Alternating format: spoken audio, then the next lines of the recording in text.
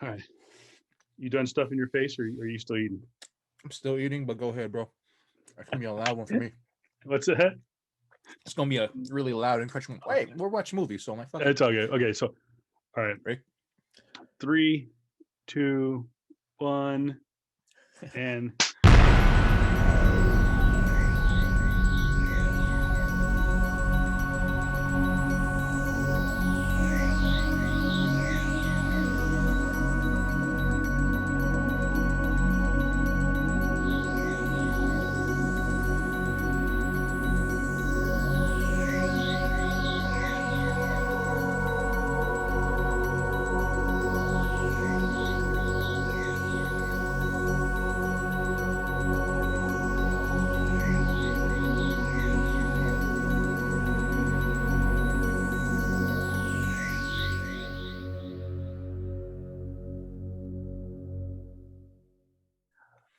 welcome to episode number 22 of the PS Comics I Love You podcast, the official podcast of official pop culture podcast of Carefree Broadcasting. And it's a special one. We'll get to it in just a moment, and we'll explain all the numbers and the names and the nicknames and all that stuff. But it is, as you can tell by the backgrounds, it's a Star Wars episode. And to my left, probably to your right, he could be up, he could be down. Mm-hmm. Uh, he is the Sith Lord. He is J.R. Kambakungan, rocking the red lightsaber today, the Dark King.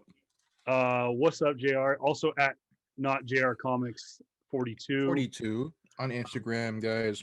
I am currently stuffing my face right now because I forgot to eat before the podcast. I ate. I was stuffing my face when JR says, "Dude, we can record sometime this week," because we got ourselves a long one. Matter of fact, I am going to hit play on our movie. And if you're keeping track at home, roll up Blu-ray, DVD, bootleg, Apple TV, whatever you got, Disney Plus.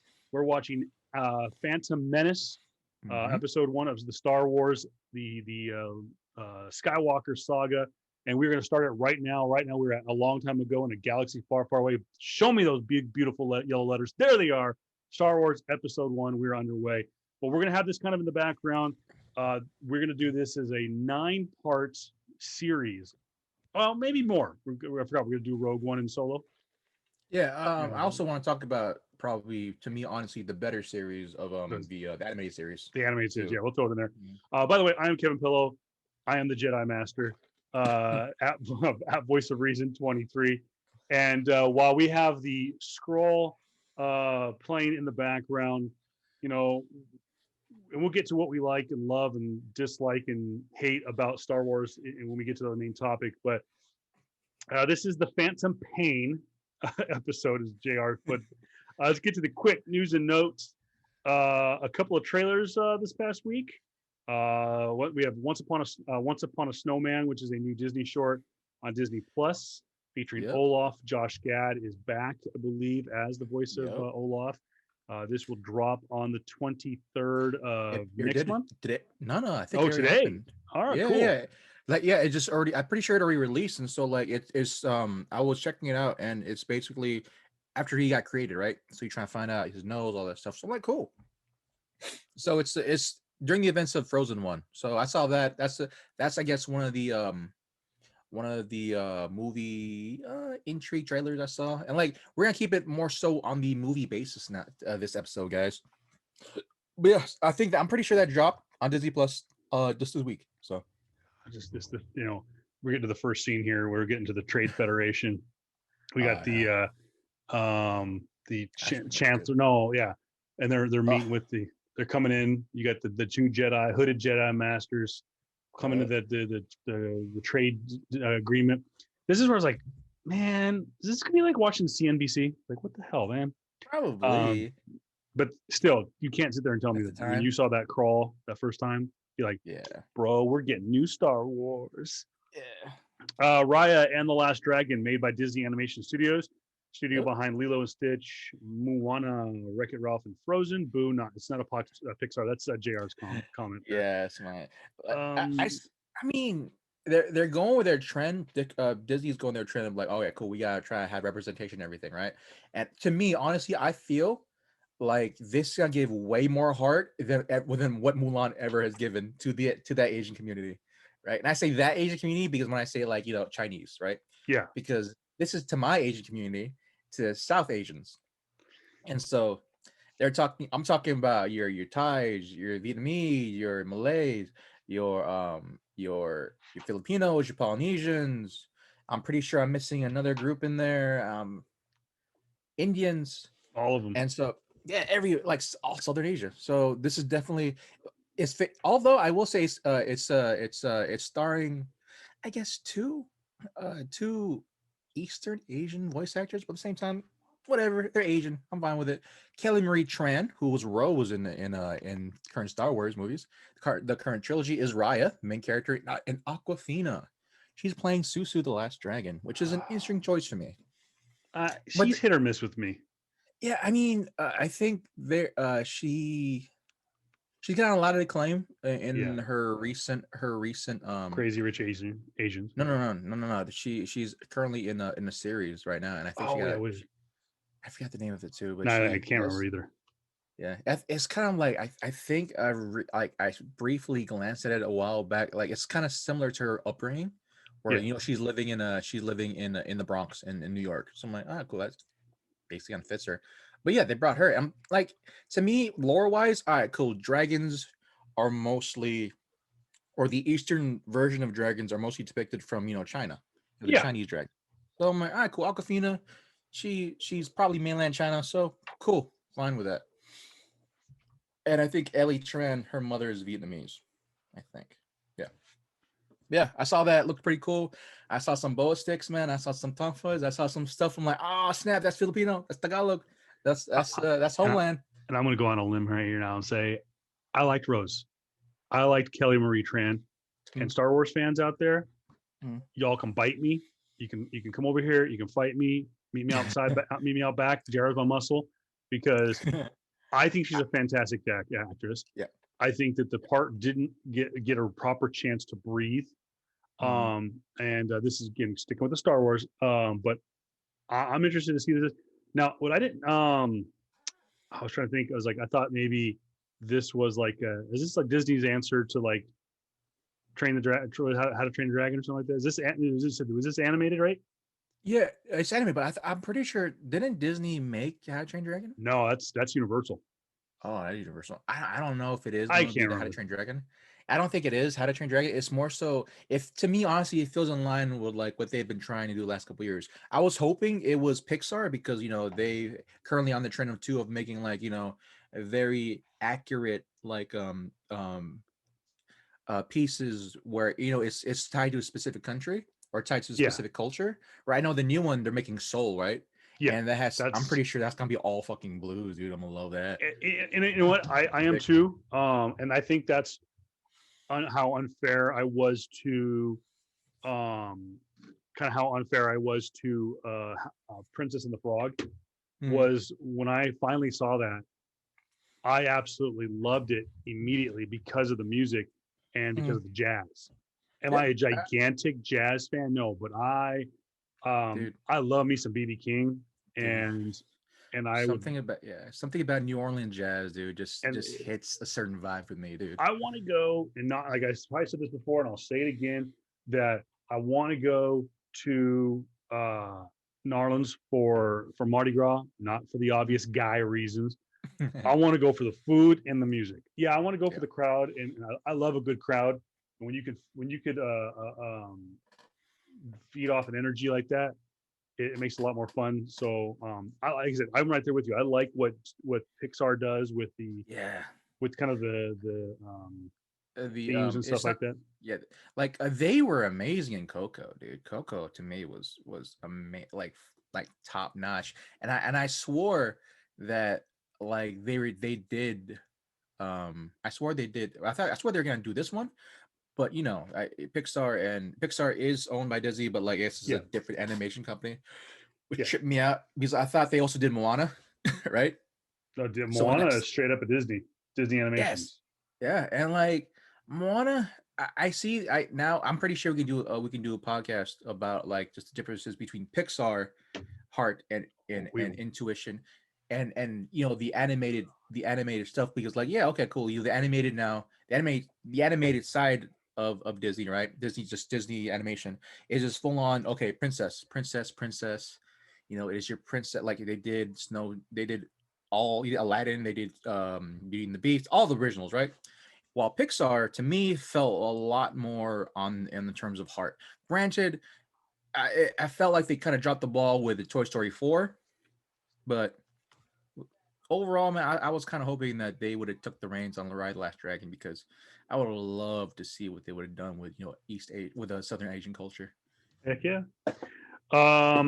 Moving on. We Yep. will have to be looking for that again. We'll probably see if we can post some trailers on our Facebook page, facebook.com, or just put a search out PS Comics I Love You on Facebook, Twitter, and Instagram. Yes, sir. The Liberator, Netflix produced. It's based on the book The Liberator, One World War II Soldier's 500-Day Odyssey by Alex Kershaw. The Yeah, film, what's that? it's interesting. Like, I saw the trailer a couple days ago, and granted, I'm pretty sure the production budget isn't that great, but they have you seen the trailer yet or no? I haven't. I'm so Dude, far check. behind on trailers because like with everything kind of hitting the skids over the last few months, I Yeah, didn't think anything was good. So if it doesn't hit my main timeline, I kind of skip out on it. yeah, they have a certain filter effect on the whole thing where it looks like CG Hmm. animation. Where, like, have you ever played the Walking Dead games from Telltale? I've seen some of them. Yeah. It's basically like that Oh, okay. the whole way through. And it just look interesting. Like, all right, cool. The aesthetic is very, scattered darkly. It's very Telltale. It's very much in that realm of like CG, cell shaded type of animation. So, but it's like they are actors. They're playing their roles and stuff like that. And they just have this filter where it looks, cell shaded. So I'm like, okay, that's interesting. So I saw that one. Like JR says here in the notes, the film takes dramatic setting and uses an aesthetic filter akin to the movie Scanner Darkly, as well as the defunct Telltale Game Studio who made the Walking Dead video game series. Um, there's just we've said it before, and we'll say it again. There's just so much content getting put out there, and a lot of companies taking the cash that they've got from investors. Netflix is a publicly traded company; they're taking their money. Yeah, people are like, "Well, look at how much they're in debt." I'm like, because they're just cranking out content, and they just come on, we need more money. And the problem is, it's become more competitive, and that's what they're having to do. Is they're having to create Yeah. more original content for their service. And um, in the days, like we were just talking about with, oh, was that Disney or was that Universal? We talked about How to Train a Dragon. Is Yeah. actually How to Train a Dragon is now at Netflix. Actually, now Mm. that I think about it, Mhm. Yeah. they're doing a card. They're doing a The animated extended series, animated series. Yeah. and then I think the movies themselves, I think they may have been moved to Netflix. I'm not 100% sure, or they might be on Peacock. I can't remember. I'll have to take a look at that. I don't But remember either. yeah, like I said, I think that you're gonna see in the next. God, I would have almost to say, you're gonna see in the next 5 years. You'll probably see at the Oscars and some of these other award ceremonies, the big studios like a Warner Brothers, Fox is now Disney, but like Hmm. um, you're going to see the major studios probably get bumped out, and you're going to see more Amazon Prime, more Netflix, and stuff like that. And I'd be kind of curious is if you see a movie like The Irishman that was Mm. made Netflix. by Netflix, but it was a Martin Scorsese film, Mm. akin to Wolf of Wall Street, um, the Casino, Goodfellas, Hmm. the Departed. I'd be kind of curious. And I was having a discussion with a friend of mine the other day about is nowadays we're seeing movies get a limited release in theater and also a VOD or straight to streaming. Hmm. So they're almost good. The COVID era and stuff like that. I'd be kind of curious is if because I remember going back to seeing episode 1 of season 3 of Jessica Jones, completely filmed for Netflix, but got to see it at the ArcLight in LA on the big screen, the main screen at the ArcLight. And I was like, this would be cool. We sit there and we get so accustomed to seeing these made for Netflix, made for Amazon Prime movies on the small screen in our home theater. How badass would it be to see it like in a limited release in theater? How would you like to see Greyhound, the Tom Hanks World War II movie about submarines, which was exclusive to Apple TV Plus, get a run in the theater at some point? So I think that what's going to happen in the next 5 so years, I think, like I said, the studio system is going to be completely redone. You are going to see more, and oh man, we're at the Gungans already. Jesus. I heard that Misa so stupid, Miru and Saga. But God, I wish they would have made him a Sith Lord. Son of a bitch, that would have been awesome. I would love to see some Netflix stuff hit the big screen and see that played out. But no, I think that again, The Liberator is just another prime example of how these streaming services are just going for broke and are doing well. Big news. Speaking of stuff that we will see take that back. No, we won't see this movie on the big screen. But HBO Max and Warner Brothers and DC are going for broke on the Snyder Cut, trying to give a gigantic middle finger to the rest of the DCEU by saying this is the way it should have been done, this is the way it should have been shot, this is the way it should have been released, this is the way the DC universe would look like had Zack Snyder been in complete and utter control, which I don't know if that's a good thing. Just for context, for those of you who are not familiar with the Snyder Cut, Zack Snyder was literally in the middle of finishing, if not almost 75% done with shooting Justice League about 3 or 4 years ago, when his daughter committed suicide. His daughter, unfortunately, was dealing with mental illness and whatnot, and unfortunately, she took her life. And Zach went into this free fall, spiraled out of control. At that point, oh gosh, I can't think of his name now. The guy that did Avengers. Sorry. You owe everybody a beer now. No, I'm just kidding. It's Joss Whedon. So Joss Whedon is free and clear of his Avengers contract. He gets let go after Age of Ultron. They're going to go in a different direction for the third Avengers, which ended up being the Russo brothers. Good call. But Joss Whedon comes in and says, hey, I used to write for DC. I used to do this. I used to do that. I'm a hell of a director. Why don't I finish up this film? And they're like, can't screw this up. You did Avengers 1 and 2. And he finished the film and he tried to shoehorn in the Avengers. And it doesn't work. The quippy dialogue, the different effects. I like Joss Whedon as a writer. I like Joss Whedon as a director. I think he did a fantastic job on the first Avengers. I think it's one of the greatest action movies of all time. And I think Age of Ultron is criminally underrated. But Snyder and Whedon's just didn't work.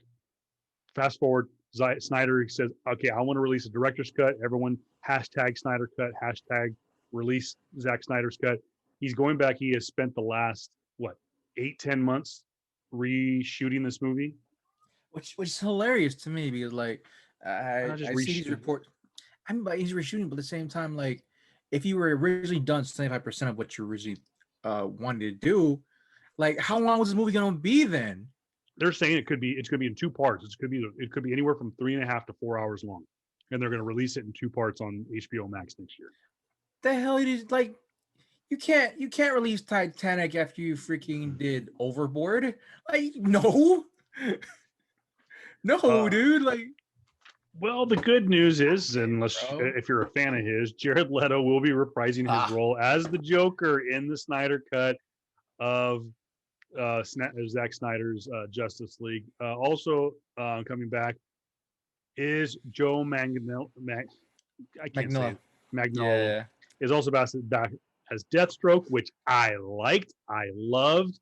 and Yep. the world's man crush with Joe Manganiello is at the forefront. The dude looks like Deathstroke. Yep. I mean, And I loved it when he came out in that final cutscene of Justice yeah. League. I was like, yes. And then you had freaking what's his nuts with the shaved head as He was Lex already, oh, he Luthor. was shaved. Yeah. He was shaved, that's right. I tried to like Justice League desperately, and there's always a bigger fish. That sounds like such a typical line. Sorry, we're at the part where they're going from the Gungan world to the to Naboo. Yeah. So also back, and this was a hot topic item. Amber Heard will be reprising her role as Mara. There was talk that she would be eliminated from the Snyder Cut and recast to be ready for Aquaman 2 whenever that hits. We're definitely going to have to do. I almost think JR that should be a straight up watch Episode? along. Neither one Oh, of us watch it. We do the podcast, light up the microphones, turn on the camera, and we do a watch along of the Snyder Cut. And just 4 hours though? no, because it's going to be in 2 parts. It's going to be in two Okay. 2-hour parts. All right. Well, we'll wait and see. We'll see how breath. bad they fuck or f this up. I'm sorry. I've been told I gotta check swing a little bit more on the f bombs. Really? Okay. Yeah.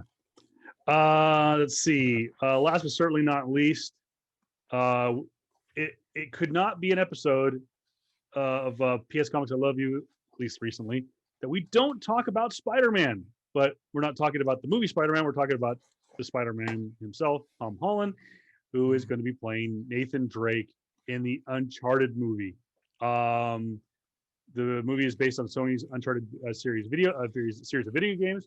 Yep. JR seems to like it. Dude, I'm a huge fan of the Uncharted series. Go right. That's This all me. is all you. I've just seen bits and pieces of the game. I've never played it. Like I said, I'm very picky about what video games I play. Yeah. And to me, games like Uncharted and stuff like that, it just goes back to when I was a kid. I hated playing Final Fantasy. It was boring. Oh, it is not that. It is. I know it's very not, but Yeah. but if it wasn't sports, if it wasn't a race car game, if it wasn't Star Wars, I loved playing those old first-person shooter Star Wars games. Mhm. I just couldn't get into it, so I don't know why I've always lumped Uncharted, Tomb Raider, all those kind of games, kind of into the same for some Missing dumb out. reason. Yeah. But Let us, JR. Yeah. Are you So- you got room in your mouth to speak? hell yeah. All right. Always. I'm Yeah, gonna be. speak and eat. I want to let JR have some positivity in this episode, so he's not totally negative. And he seems to be Well- excited about Uncharted. Go for it, bro. Yeah. Well, okay. So Uncharted came out beginning of the PS3 era. It was a launch game, 2006, and so like the series itself is, to me, honestly, one of my favorite series of all time of any video game. Fight me on that. and as one of the best series of all time. Fight me on that. So it depicts. So Nathan Drake is this he is seen as like this everyday everyman type of character where he's basically he's basically going out treasure digging, right? And so in the first game, he meets this girl named Elena Fisher who hires him to get into places like this this lost uncharted island where they gotta go see this treasure, and she's just filming everything because that's kind of her job. And so it's this huge action packed series that goes, I think, has 4 main titles, 2 like PSP iterations of comic books, and this movie has been in the makes for the last 10 years now because it was been for a while. Originally, how long it's been, dude? Mark Wahlberg was originally playing Nathan Drake in 2010, right? He is now playing an older character named Sully. Sully in the video games, right, is that older mentor to Nathan Drake. Okay. So Mark Wahlberg went from Nathan Drake to Sully. That's how old this movie has been in limbo in. And so that's just crazy to me. I don't want to say I don't want to say that I don't like the choice of Tom Holland because I know what Nate Drake looks like, but at the same time, like, yo, if anyone who plays the game, you know damn well you got to have a certain grip strength. You gotta have a certain grip strength to do the stuff that Nathan Drake does in the video games, right? And Yeah. the only one I've seen do that is Spider-Man. Well, I'm like, yo, did y'all not forget how many times we scaled the mountain on the side of the Himalayas? Did y'all forget how many times how many times in the video games where you had to scale this old decrepit like clock tower to get to the very top to find this thing on the that shows the outskirts of the whole island? Like, come on, guys, like, and not only that, but like it's gonna be seen as a prequel, and overall, I'm just excited because one, I get to see Nathan Drake in picture, and I love the series. Number two is still my favorite game of all. Still my favorite Uncharted game. It ranks like maybe top three for me all time. Uncharted 4 right after that. And so, if you haven't played the Uncharted series, you're missing out. You are definitely missing out. It really kicks up in two because number one was basically show off the PS3. Number two just shows everything off. And so I'm super excited for that. and I should be noted, I believe they are going to make an Uncharted for PS5. If I'm not mistaken. Isn't there Yeah. a brand new game announced for? I don't know because Uncharted 4 technically what's called a Thief's End, and spoiler alert, he retires. What a jerk! He retires. He literally gets a little bit older, marries his wife, marries the girl, and has kids, and is actually become an archaeologist, and travels the world and does that. And so yeah, he got older. I expect that, but there might be an Uncharted 5. It's just without Nathan Drake because Probably some new characters or something like that. So yeah.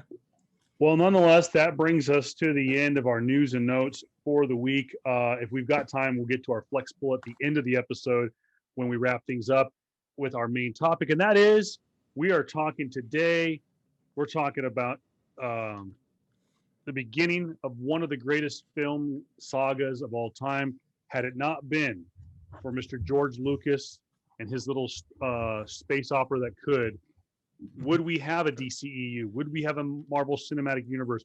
Hell, would we even have a View Askew universe with Kevin Smith? All of these guys like Kevin Feige, guys like, I would imagine guys like Zack Snyder, Yep. going back to actual DC, to Jim Lee, to Joss Whedon, to the Russo brothers, to what's her name that did Wonder Woman, to Yeah. Who also all the of them. Wachowski brothers, the Wachowskis as well. Yeah. Like for those who don't remember, this movie that we're watching right now, that we're doing right now, came out the same year Matrix came out, and the Wachowski brothers credited George Lucas and Star Wars as like one of the inspirations, like get into sci-fi, get into like movie Yep. making. So here we are. In 1997, George Lucas announced that he would be re-releasing the original trilogy, digitally remastered and with special edition features. The three Make movies, that money. of course, are A New Hope, Empire Strikes Back, and Return of the Jedi. Those movies went on to do big numbers, obviously, including inflation. People have always said that Star Wars: A New Hope is one of the highest grossing films of all time. If you add in inflation, and of course you add in the run that it had for nostalgia matters back in '97, it made a buttload of money in 1997. And then, of course, they sporadically released them throughout 1997 and into the summer and whatnot. They did not. They announced the first movie, A New Hope Special Edition, came out on the exact 30-year. I'm sorry, no, say the 20-year anniversary in 1997 since the first film came out, and that was in May of 1977. And then, like I said, they spaced them out. But I think they came out at like every 3 or 4 months till the end of the year. It was shortly after the success of the special editions that George Lucas said, "We are going into production of the prequels," a word that we had not even heard before, let alone understood the idea of, well, how do you tell a story before a story without, screwing some stuff up? And leave it to George Lucas. He got it done, whether you like him or not. And right now, so we're watching the Phantom Menace, and we're right where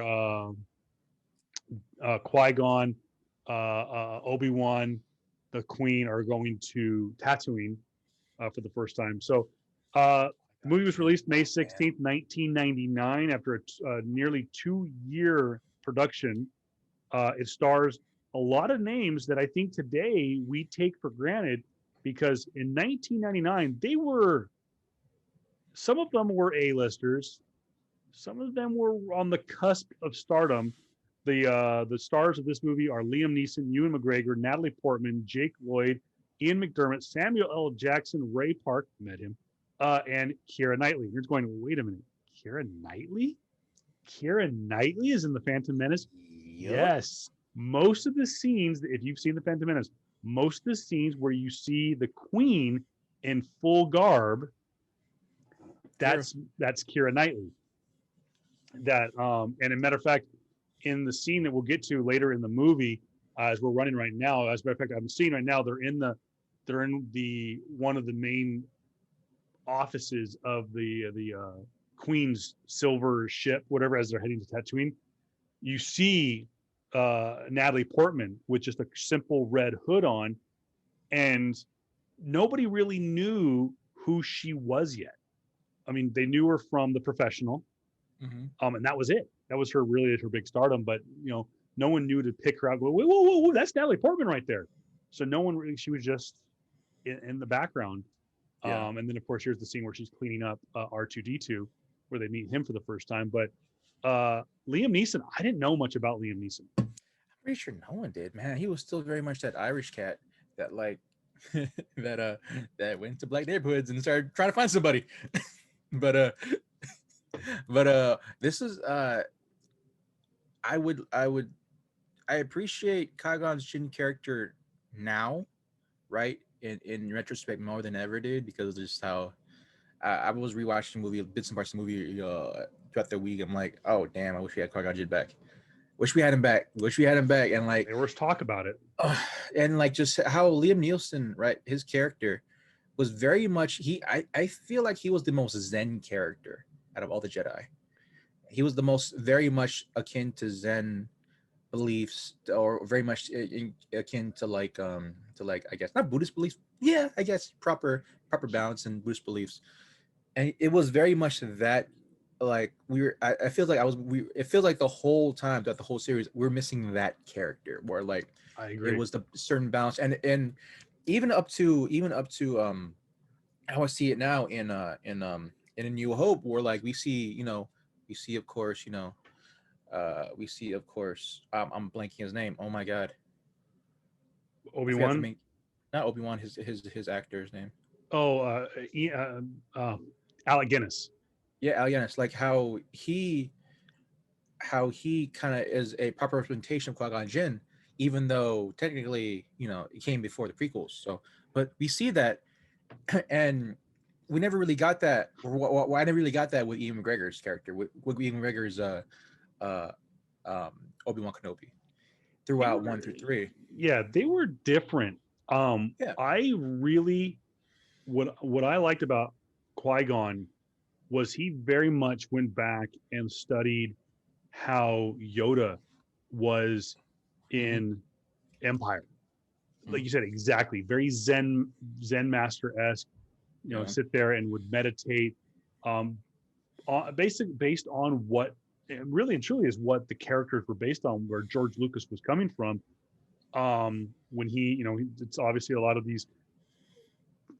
Aren't they based on Kurosawa movies? Yeah. I mean, they're based on old. On old. Kurosawa, Japanese, Seven Samurai, all that, man.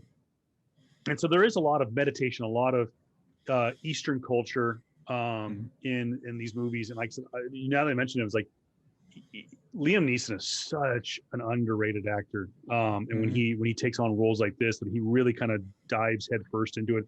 I mean, you look at movies like Taken and whatnot, where he just kind of like dives headfirst into the part and doesn't play that. They said that Irish guy, but go around. No, but like I remember his role in as Ra's al Ghul in Batman, right? Batman Begins. Good. Oh my dude, like Qui-Gon and him have a certain similarities in the sense of like just yes. practice. practicality and wanting to understand like the balance of nature. Granted, of course, Ra's al Ghul is a super extreme, right? He's like Zen, but just well, he's like Zen, but like The wrong kind of Zen. way more to the right, and saying like, all right, cool, we need to actually destroy this because it's destroying nature and all that stuff. So like it's he's way more to the dark side than to the light, but yeah. I mean, overall, dude, like I was happy. I really wanted another Qui-Gon. I really wanted another appearance of Qui-Gon Jinn, dude. I did too. I was really hoping we were going to see more than what we got. For those who don't know, he technically did make a vocal appearance in, I believe, both Jedi, Last Jedi, and I know for a fact you would hear Yeah, him technically. vocally at the end of the Rise of Skywalker, as you Mhm. do all of the Jedi. You hear, but going through this, this was one of my first. Even though I was introduced to Samuel L. Jackson in Jurassic Park, and hold on to your butts, I didn't know who he was. I Ah, really didn't know who he was. I just thought he was that guy. So this I was love Samuel Jackson. to me, this was like, whoa, whoa, whoa, who's this guy? You know? And then I started going, wait a minute, that's the guy from Jurassic Park. And of course, we know Steven Spielberg and George Lucas is like best friends, but Mm-hmm. um, you know, uh, and then I think what was the great part about this movie was as a growing up as a kid, we always heard, well, wait a minute, when we watch A New Hope, it says Episode 4. I asked my parents, what does that mean? Okay, if that says what's IV? Oh, it's Episode 4 in Roman numerals. Oh, wait, where's episode? Did we miss 1, 2, and 3? Are they? Can we get those movies? Oh, they haven't been made yet. And I remember, even before the internet was a big thing, you'd go to message boards on AOL, um, read magazines and stuff like that. And people talked about, oh yeah, George Lucas did these. He wants to do these prequels, these original stories, and tell the tales. And like you mentioned, Alec Guinness's Obi-Wan says, I knew your father. I fought alongside him in the Clone Wars. And we're like, wait, what? Because I knew what a clone was, but is that really what's that mean? What's a clone war? So I was excited about this movie for a long time. I think from the first time I saw the original trilogy all the way through and saw that it was episodes 4, 5, and 6. I'm like, wait a minute, where's 1, 2, and 3, and are we getting 7, 8, and 9? And that was always those rumors. What was like your original as a kid? I mean, 1999. Take I take mean, yourself back. What was your thoughts on this movie? I watched it 1999. I was, I think, middle school around that time. I think. Yeah, I was still in middle school, and I was kind of off and on, right? Off and on about it, and I didn't really get serious about it until probably well into high school, right? So Yeah, I rewatched, rewatched 4, 5, and 6, and then I watched one at the time, right? And honestly, I was like, okay, cool. It was whatever. We found out about who Qui-Gon Jinn is. He's cool. We found out about Jar Jar. we found about we found about all these other things. And here's the thing: too, Jar Jar is a definite hit and miss with a lot of people. People either hate him a lot, or you're one of those weird out there people that like him, right? I liked him at the time. Or I say that I tolerated him. I didn't hate There him you go. because Yeah. I wasn't like crazy fan nerd. I just Yeah. like I It was like, was I got the Star Wars movie. We get a Star Wars movie. Yeah, it was very much, he very much played a useless character, right? That was only set there to be just a comic relief when you have a bunch of very serious Jedi. Right? I understand that now, but at the time, I'm like, all right, cool, it's whatever. What really attracted me to this is how one, the cinematography is majorly amazing in the movie, right? The amount of like production value that went into it just like was like leaps and bounds above the original trilogies, as well as just choreography from the standpoint of like how serious they were, and just as well as production value in the sense of like how when Ian McGregor, right, was casted for the role as Obi-Wan Kenobi, they looked they looked. They looked for like they try to find a lot of people to match a good look to the original Obi-Wan Kenobi. And when they got Ewan McGregor, they told him that, hey, you gotta have acting, you gotta have like certain vocal coaching learning to have the certain cadences as the original Obi-Wan Kenobi. I'm like, oh snap. And then when they look for Qui-Gon Jinn, I know that George Lucas wanted American to do it, right? If you don't have that, to have America at the time, before Afghanistan war, and so we were even keel, right? We were looked as pretty on in positive eyes in the world Yeah, at that time still, and so he wanted American to play the role of like, oh, as a leader slash Zen master type of person, yeah, and then they ultimately went to Liam Nielsen. I'm like, oh, cool, that's fine too. The one thing I cannot combat on is that the original three trilogies choreography and fight scenes, especially specifically the Jedi battles, the Jedi wars, the Jedi fights, dude, we haven't seen that at all. Like, granted, the original trilogies, right? it You gotta was do what it you was got. different. Yeah, it was different.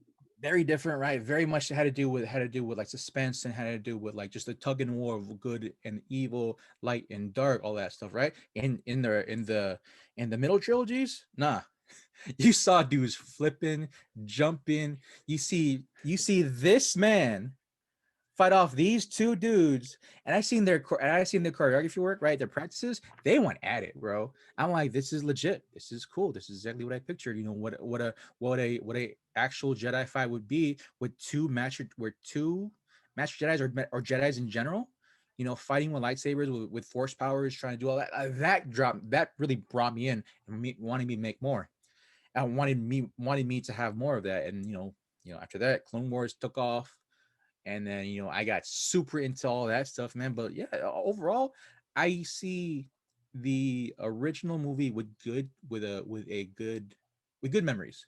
It wasn't so much later till I became super analytical and super like like, oh, think about like story wise, all that pretense, like, that was kind of off, whatever. But Yeah, it's as it's unfortunately that we can't go back and rewatch through rose colored glasses like we once mm-hmm. did. By the way, just so I can get my flex on real quick here. Let me pull it up. Are you gonna try to you gonna do it, aren't you?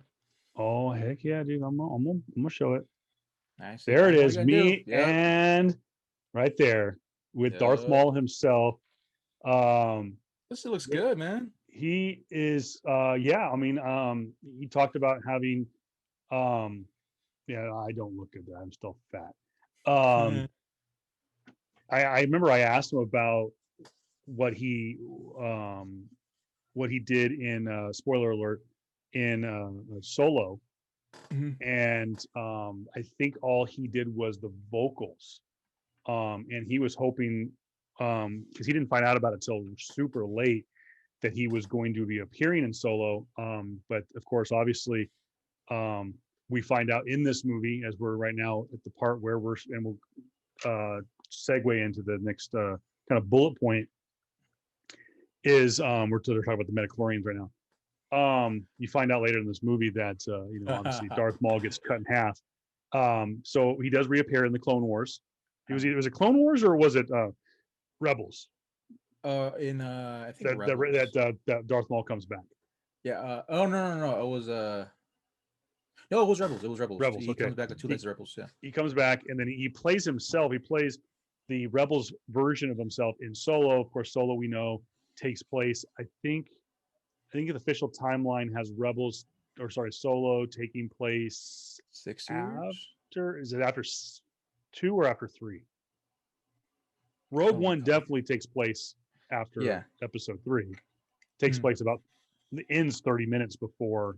And I will say the first, just to stick back on Darth Maul here, one of the greatest opening entrances I have seen yet. Just to have his freaking cloak billowing in the sand dunes when Qui-Gon Jinn is jetting off away in his thing, and you see that huge awesome angle shot of him in dark cloak, right, and just unlatching, or just putting back his saber, dude, his lightsaber.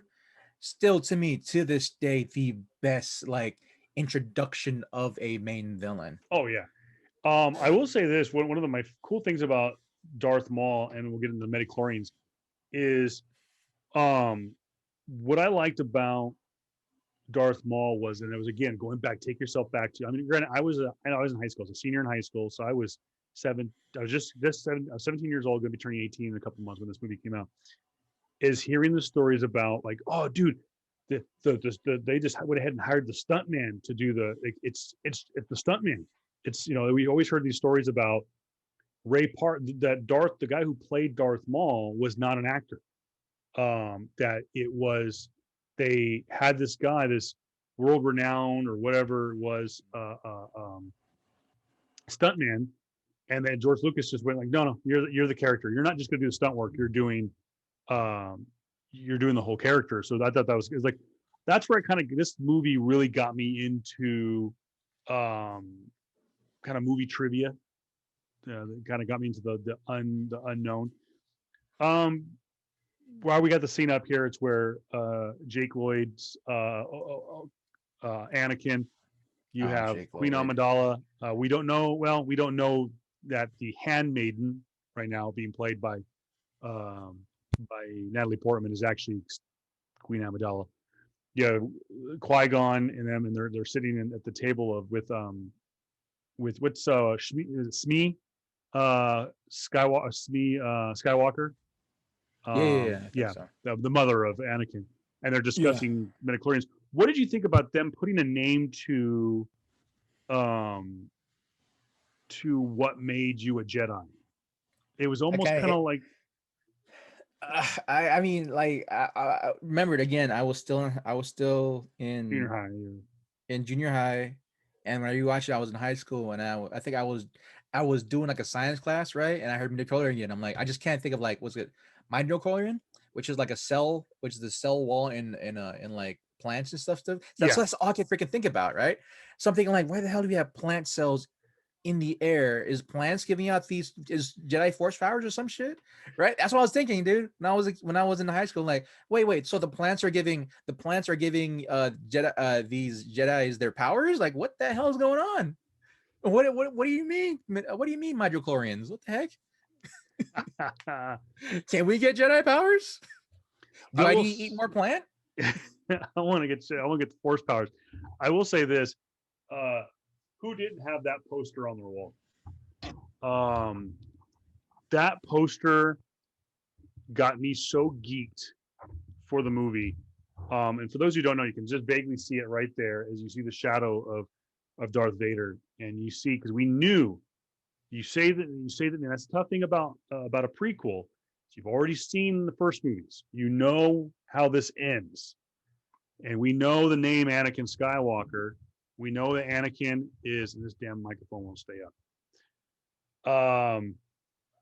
We know that Anakin becomes Darth Vader, and so that poster I had it hanging on my wall in my bedroom was just like everything. It was like this little boy becomes the most darkest evil villain in movie history in the galaxy. So I know I absolutely love this poster. It's still one of my favorites. I think they said that the guy who shot this poster and did this poster won some kind of like award or I don't know. At the time, yeah, it looks amazing. Like I I think love for a it. time, it was like very much before like CG art became a thing, right? Like This is very much a boss. It's like a boss logic right here. yeah, it's like this is before people can just go on computers or like specification computers where they can do all this stuff, right? This Yeah. was live, man. So like, absolutely, dude, it looks amazing. Um, Now obviously we've said our piece about Jar Jar, um, and But and have we whatnot. though? But have we? I, you know, it's funny is when he makes his appearance, earlier in this movie, and we're at the part where Qui Gon is discussing with Smee about doing the pod races and stuff like that. Um, when 20, 30 minutes ago, you see Jar Jar, get almost run over, and he saves Qui Gon, and of course, he becomes in debt to him with a life debt and stuff like that. I Mhm. just didn't think of anything of it. It's just this is going to be just a one-off character or whatever it may be. Uh, I tolerated him. and kind of giggled and laughed at some of his humor.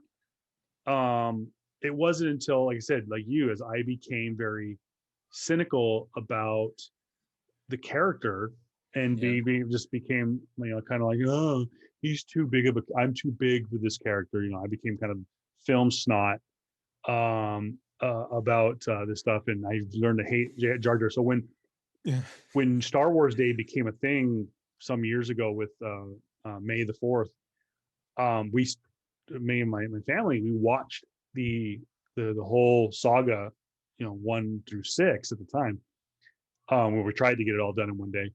And we were watching Phantom Menace early in the morning one morning. I remember that you hear the wow, like he just like screams when he almost gets hit by that tanker. I'm like, Yeah. oh, and this is where the movie goes to shit. So, what was your overall impression of Jar Jar? Like it's as a moviegoer, I'm like whatever now, specifically now, right? Right. When I first watched it, like, oh, that's funny, cool. He's very much that. And then I would say for me now, because I see this stuff as like, okay, cool. I just liked it. I try to analyze that stuff, right? He was definitely has to be there for moments of brevity, and you can't obviously go to 100 every single time, where you just have constant constant pressure and constant doing this and and you have this political intrigue and all these other things involved. You just have a dude, just stumble over his feet carrying some crap, right? You need to laugh a little. You need to laugh a little bit, right? I think even though Lucas isn't necessarily the best director, No, right?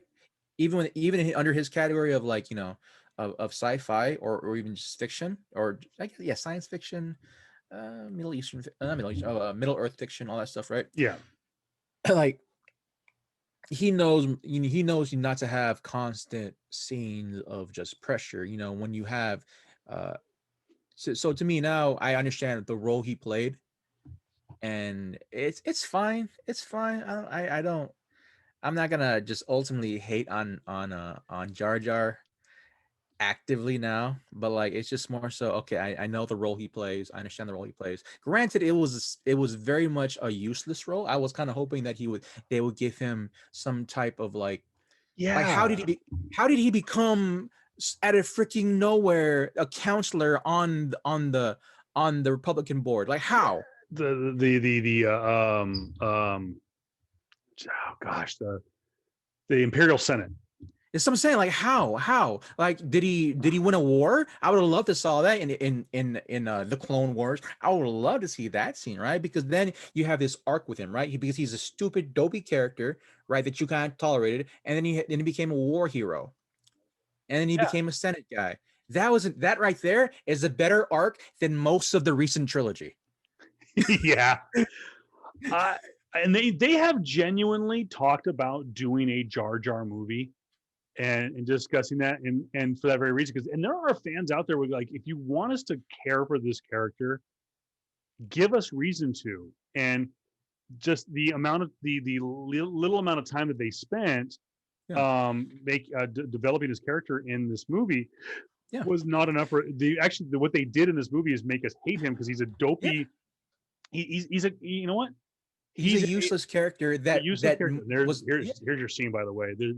Where Darth Maul is scanning Tatooine. Oh, What dude, no. When the this is? also, yeah, the yeah, that Tatooine fight was amazing, Oh bro. yeah, Well, the not real amazing. quick one. Yeah, Yeah, we're like, and then you see the speeder take off in the air, and you just see yeah. nothing but the dunes and amazing. This is the night scene when he first lands on Yeah, Tatooine. yeah. But going back to Jar Jar, like if somehow in Clone Wars, right, you still see Jar Jar being Jar Jar, but let's say I don't know, he drops a bomb on a tanker somewhere or does something dopey, but then he see like he wants to try to save his friends or whatever, right? Some cliche stuff like that. That would be much better, and the arc for him to becoming on the council on the Republican board, whatever, is valued, because out of nowhere we go from like basically a character that takes away from scenes to now he's a part of, like, he's one of the most important people in the galaxy. Like Yeah, what? that was the other thing too. And there's a scene that they do, and this is one of the problems that I have with Phantom Menace in the prequels. is people said, well, Jar Jar was meant to be um, what R2 and C3PO was, very Laurel and Hardy, kind of Abbott and Costello, um, kind of like that tag team kind of comedy, and that's what They did Jar Jar was something. supposed to be. And I go back, and that's actually one of the things I don't like about this movie too, is I don't like the story arc of C3PO Mm. in this movie. I don't know why. It's always bugged me. I've Mm. been one of those guys that can go like follow Wow. the official storyline that his memory was erased. That's why he doesn't recognize Anakin, Mm. and that all through all the surgeries that the reason that Anakin doesn't recognize C3PO even with his gold plates on, which we know that he does eventually see Mm-hmm. as a grown up. Anakin does see C3PO with his gold shield on. Um, I don't know. For some reason, I didn't like the shoehorn of C3PO into this movie, and that Anakin Yeah. was the one that built him. But I get why Lucas did it, and again, um, I think this is where you look at the model that the Marvel Cinematic Universe, and this is the footprint for what we see now with the Marvel Cinematic Universe, is you have a creator. George Mm-hmm. Lucas is an amazing creator. He's a great storyteller, but you could be a great storyteller, be a great writer, be a great creator, and not be a good director. Yeah. You Very saw true. that with when we'll get to Empire, and we'll skip that when we get to Return of the Jedi. As much as Mm-hmm. I love A New Hope, and that Lucas wrote and directed A New Hope, it was different. I also think that with the Phantom Menace and the prequels was that he almost had too many toys at his disposal. He Mm-hmm. had too much technology at his disposal. Yeah. You He wanted like to show stuff around. the Yeah. cinematography, you like the digital stuff. I hate the digital effects. I hate Mm. the lack of practical effects in this movie. Matter of fact, when we go back, the reason we're doing this show is based on the Mandalorian season 2 coming out Mm. next week, and I've seen the 2 trailers for Mandalorian, and the 2 trailers that I see, the one thing that I hate in those trailers is the crap is John Favreau and his directors going and resting on the laurels. They got a bigger budget now because the first season was a hit. Now they're getting to play with some more toys and do digital stuff. I'm like, what I loved about The Mandalorian is the same thing that I loved about the first trilogy. Practical effects. It was forcing George Lucas to think outside the box. How do I shoot the trench run? How do I blow up the Death Star? How do I blow up Alderaan? Um, how do I do these space dogfights? One of my least favorite scenes in all of the movies, where there's two. My first one is I hate the kind of fade in of the X-wings in the New Hope digital Oh yeah. edition, special edition, Yeah. where you see the big X-wing army leading towards the battle of the Death Star battle in the first movie. Mm. That I hate that scene, and I hate the digital zooms that they do in the towards the end of Attack of the Clones, where they're in the battle of I can't remember what it's called, but it's a big battle, the big clone Yeah. battle. Mm. They do like a big like digital zoom right into one of those troop carriers, and I'm like, oh god, just why can't you have just done models or something? We're now at the pod race scene. Yeah. What was your take on the pod race? Because I think this is another thing I've grown cynical over. I enjoyed it at the time. I Like did very too. fun. I enjoyed it at the time, and then like yeah, it was. I tend to fast forward that part now. I don't know what. I don't know why. I don't know what. Like I don't know if it's because R2D2 in the back was just worrying a lot way too much than he should. I don't know if it's because I understand that we're on this precipice of like, all right, cool. This is a genius kid. He knows Yeah, how to race. He knows how to do all these. He's a natural born like uh uh dogfighter, right? He's yeah. he knows how to fly.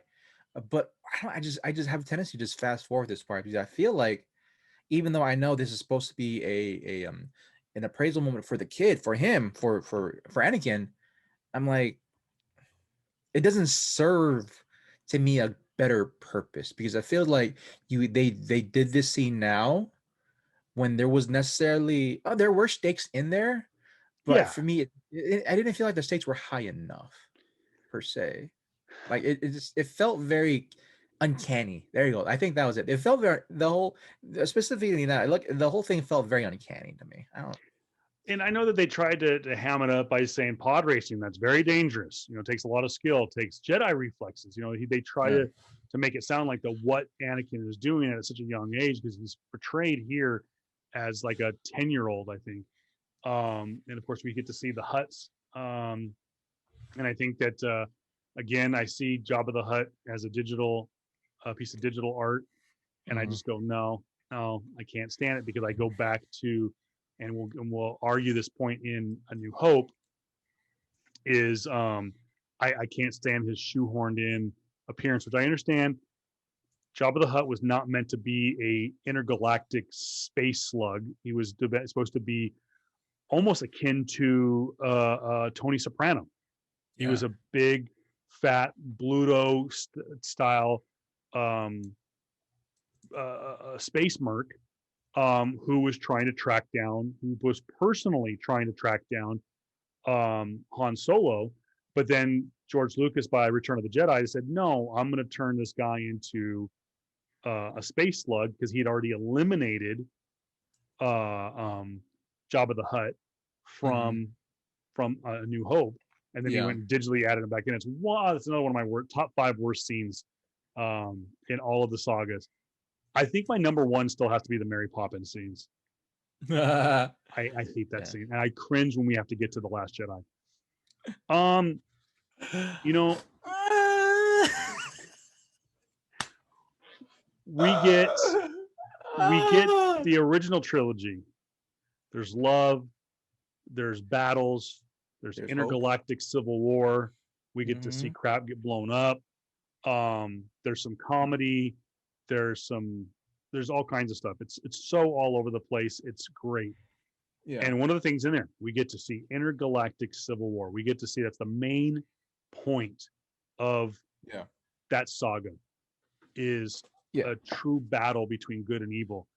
Yeah. And really and truly, as we go through these kind of the bullet points on this movie, is we're kind of still watching the pod race, and I almost want to do what JR does and fast forward it, but fast forward that stuff, man. Now he finally gets to work, and this guy's a space ace. He's like a half a lap down. By the way, did you had a Nintendo 64 as a kid, right? Yeah. Did you have this game? Did you have the Star Wars pod racing game? No, I did not. My next door neighbor, my one of my good friends, back when I was a kid, he did, and I went to his house and play it. It's a fun game. We need to do retro games sometime. Yeah, you know what I used to do though. I remember going back to I was 15. I went to Vegas one time, right? And I was when the arcade was still a thing, right? The like actual arcades, and they had one casinos there had the big old freaking pod racer. I played that for like 2 hours, bro. That's right. That was sick, dude. Dave and Buster's had it. Yeah, I forgot Dave and Buster's. It was one of my all-time favorite video games. Is the original Star Wars video game, and it was, you sat in this enclosed booth, right? And you and in the controller, I'll have to find a picture of it. And the controller was very similar to, it was like went like this, and then you had the steering wheel was like this, and you had the guns on top. I'll find what it looked like, but it was very much looked like it looked like Darth Vader's cockpit. Oh yeah, okay. Star Wars from New Hope. No, New Hope. Yeah, the TIE, not TIE fighter, the X-wing. No, Darth Vader's. No, it was TIE fighter. No, what do they call it? A TIE interceptor. TIE interceptor, yeah. Let me see if I can find what the arcade game look like. They don't. Do they have? Oh, here it is. Oh my God, it's so beautiful. I want it. This is what it looked like. See, where's Zoom? There's Zoom. Share screen. Do it. This is what it looked like. Oh, okay. Oh, yeah, yeah. I seen it. I seen it. And see, there's the steering wheel, right there. Yeah. And it was a Yeah. Yeah. box, Yeah. and then it had the controllers like this, and they had maybe I think it was the triggers here and the triggers here, and you could do photon torpedoes, or no, proton torpedoes. Photon torpedoes was Star Trek. Mhm. Um, and and it was all very very what's the word I'm looking for? Very not even 8-bit. It was like it was all green lines, and let's see if they have video of it. Oh, they I don't don't. think so.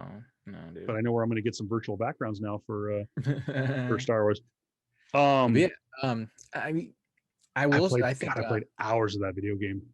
dude. My next door neighbor, before the time, he also had, I think, for the NC for the Star Wars game that came out, right? And all I remember of that game was that I was flying. I forgot the. It was in what are those the Alliance cruisers in Battle of Hoth. Oh, the A-wing.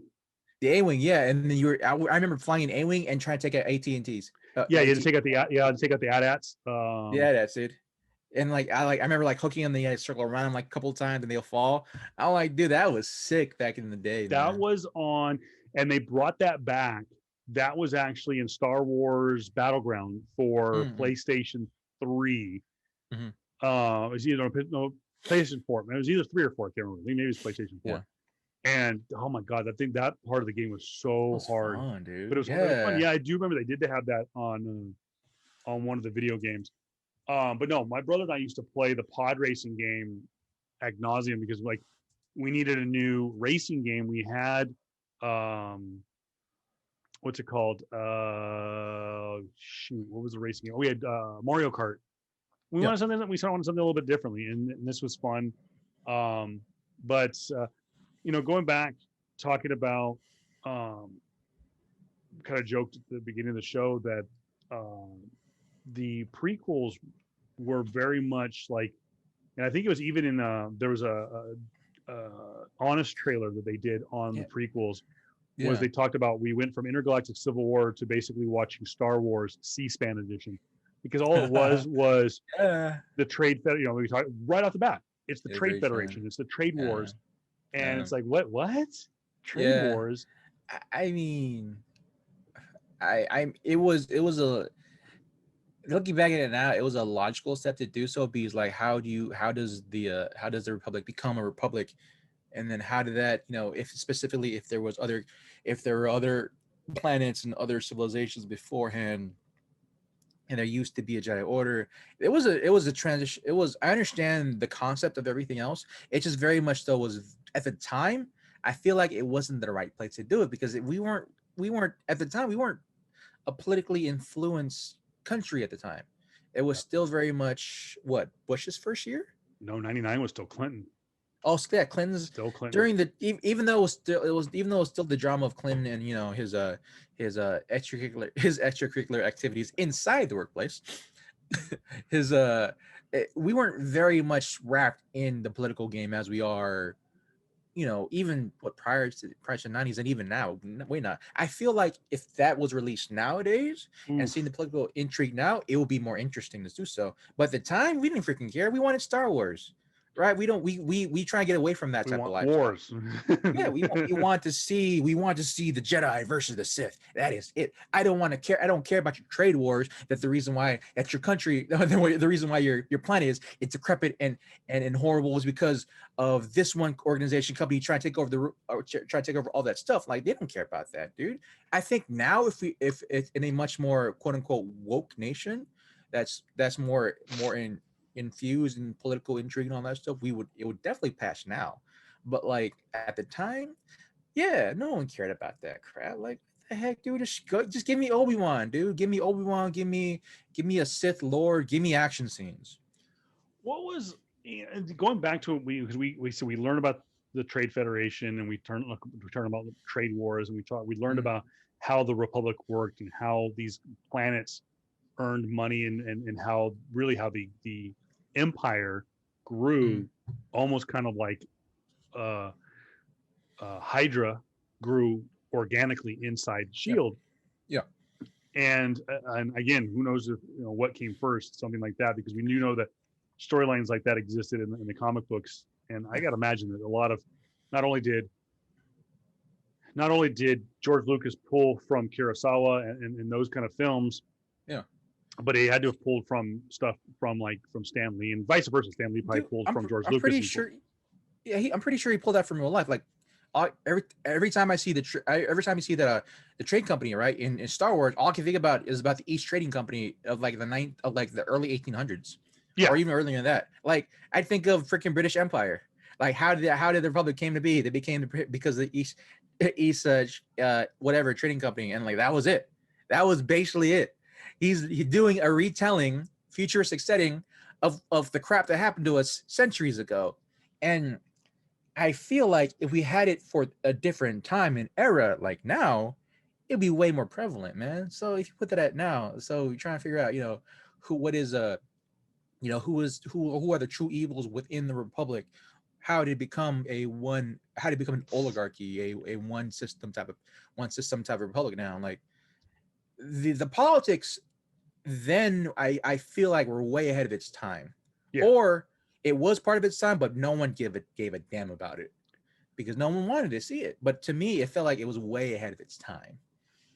I wonder whatever happened to Sebulba. Sebulba? Oh, whatever his name, the character. Oh yeah.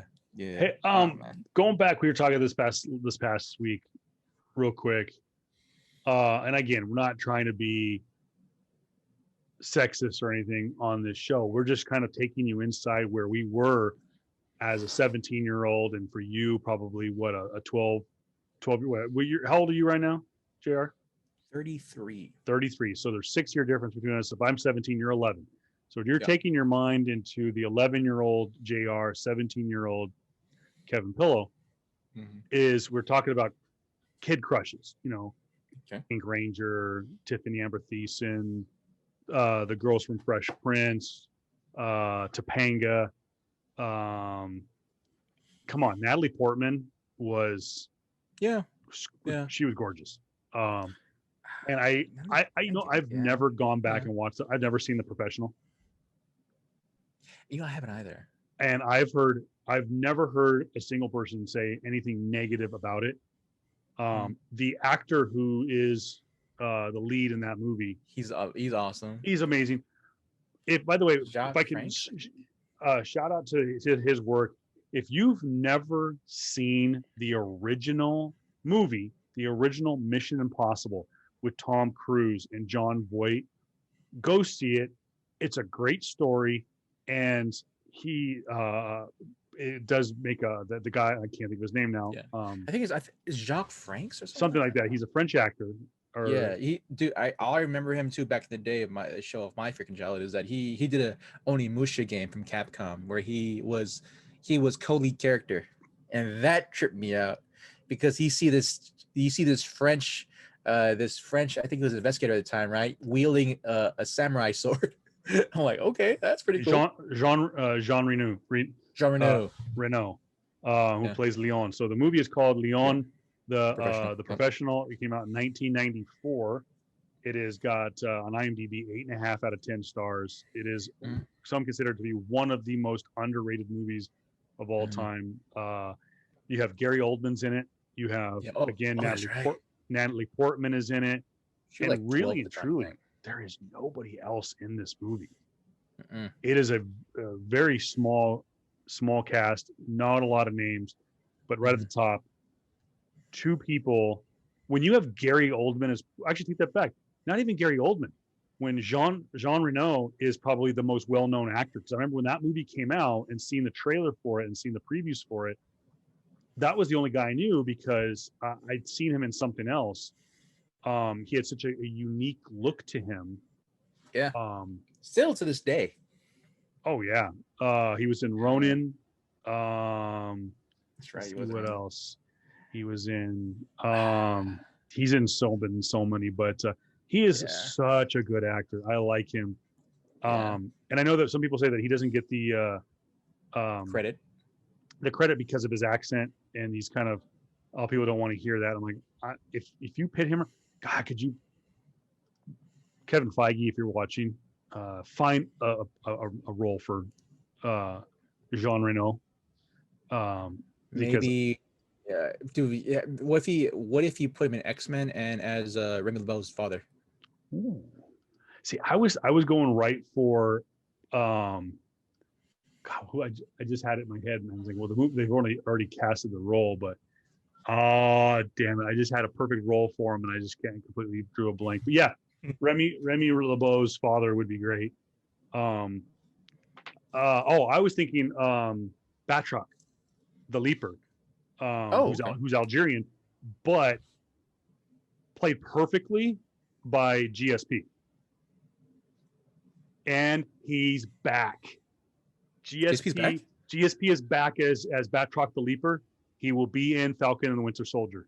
Oh, okay. Oh, also, that's what I forgot to add. Dude, someone else is in Falcon, and someone else is in it too. I don't know. Uh, dude, oh crap, I forgot. I knew I forgot something, dude. But go ahead and keep on talking. I'm gonna try that real quick. Okay.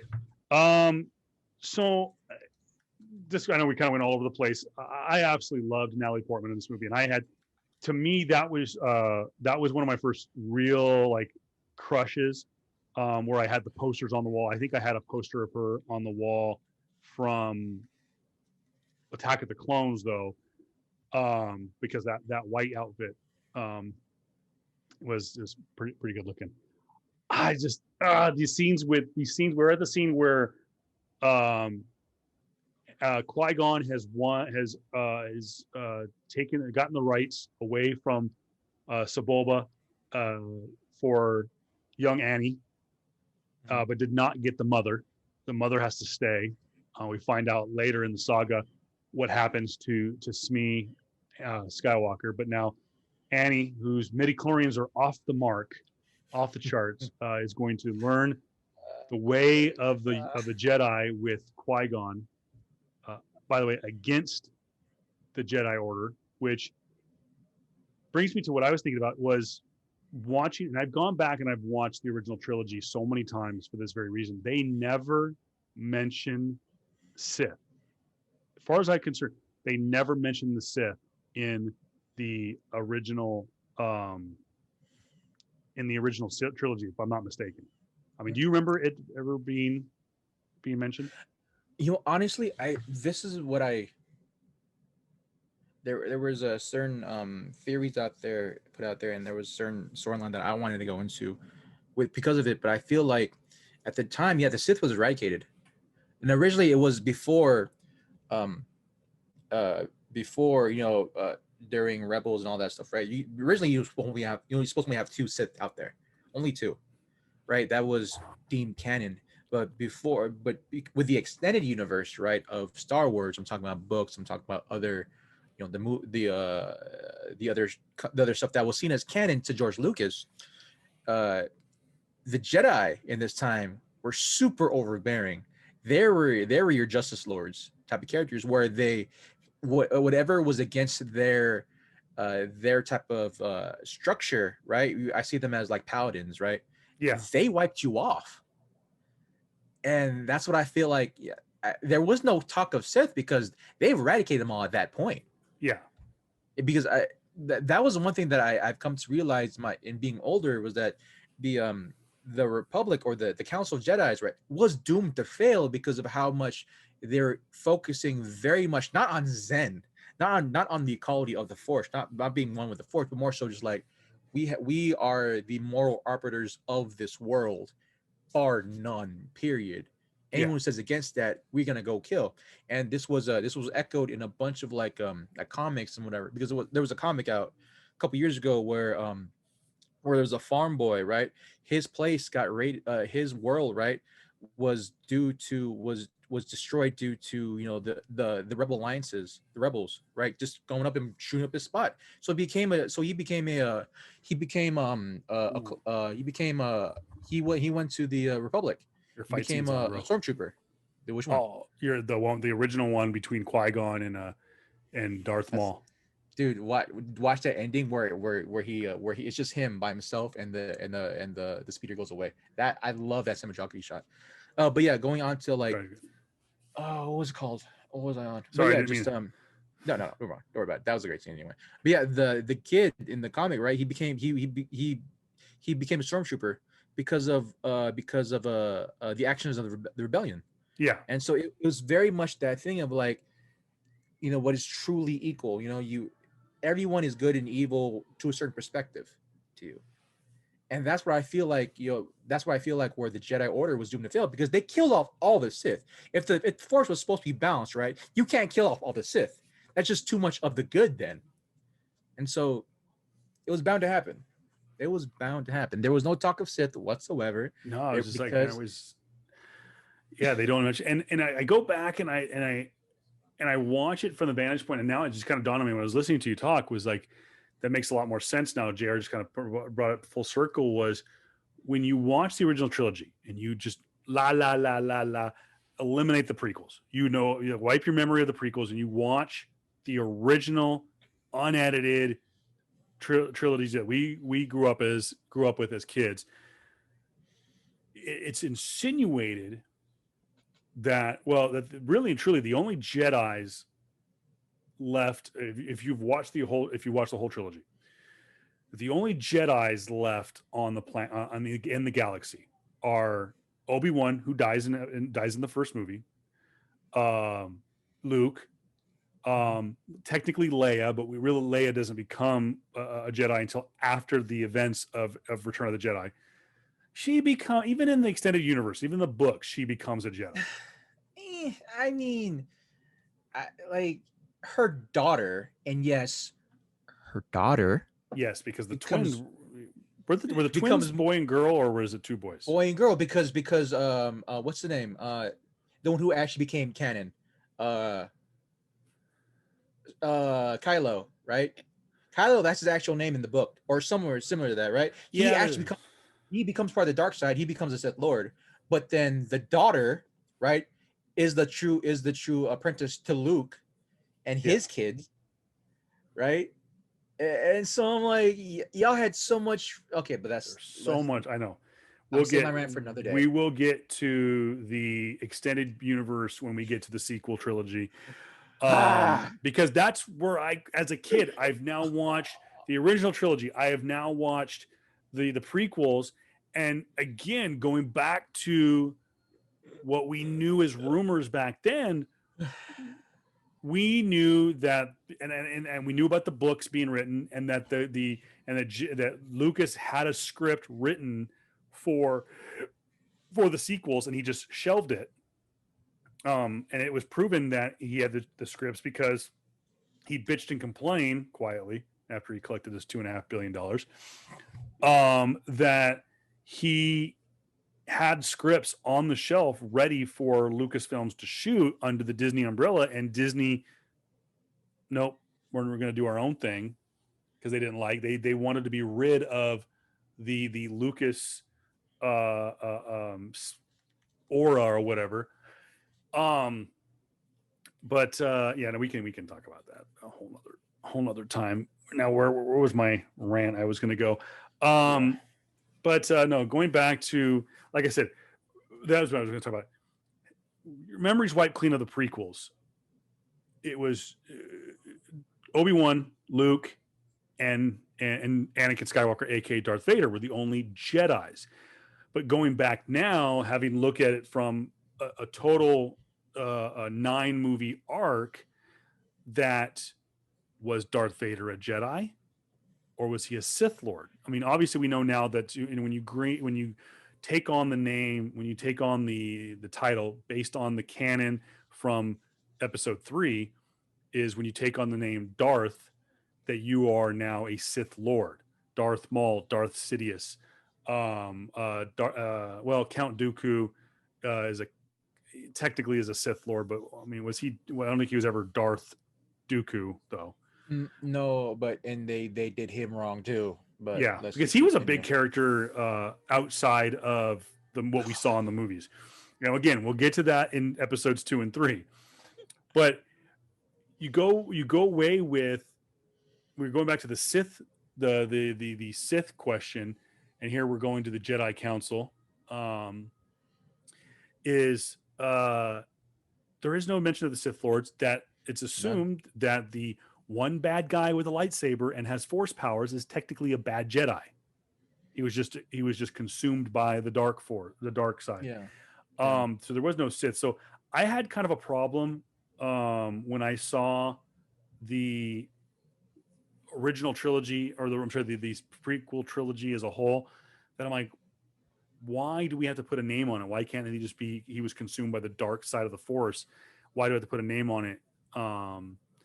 And I know that a lot of people will say that it's Lucas's religious beliefs leaking through, that it's Christianity versus Satanism. That's Is it true. Yeah. Scientology? Is it, there's a lot of faith and A stuff lot of like that. yeah. I But mean, yeah. There's and it's hilarious to me because people are because there have been a lot of like current era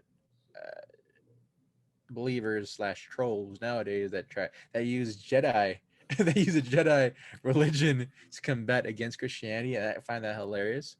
But like it's you see a lot of pull and you see a lot of tug and pull specifically with this because you now we're gonna go into political and religious realms, but hey, I apologize in advance. But with this movie specifically in the 80s, no 70s at the time, right? It was very much light and dark. That's the Western culture thing.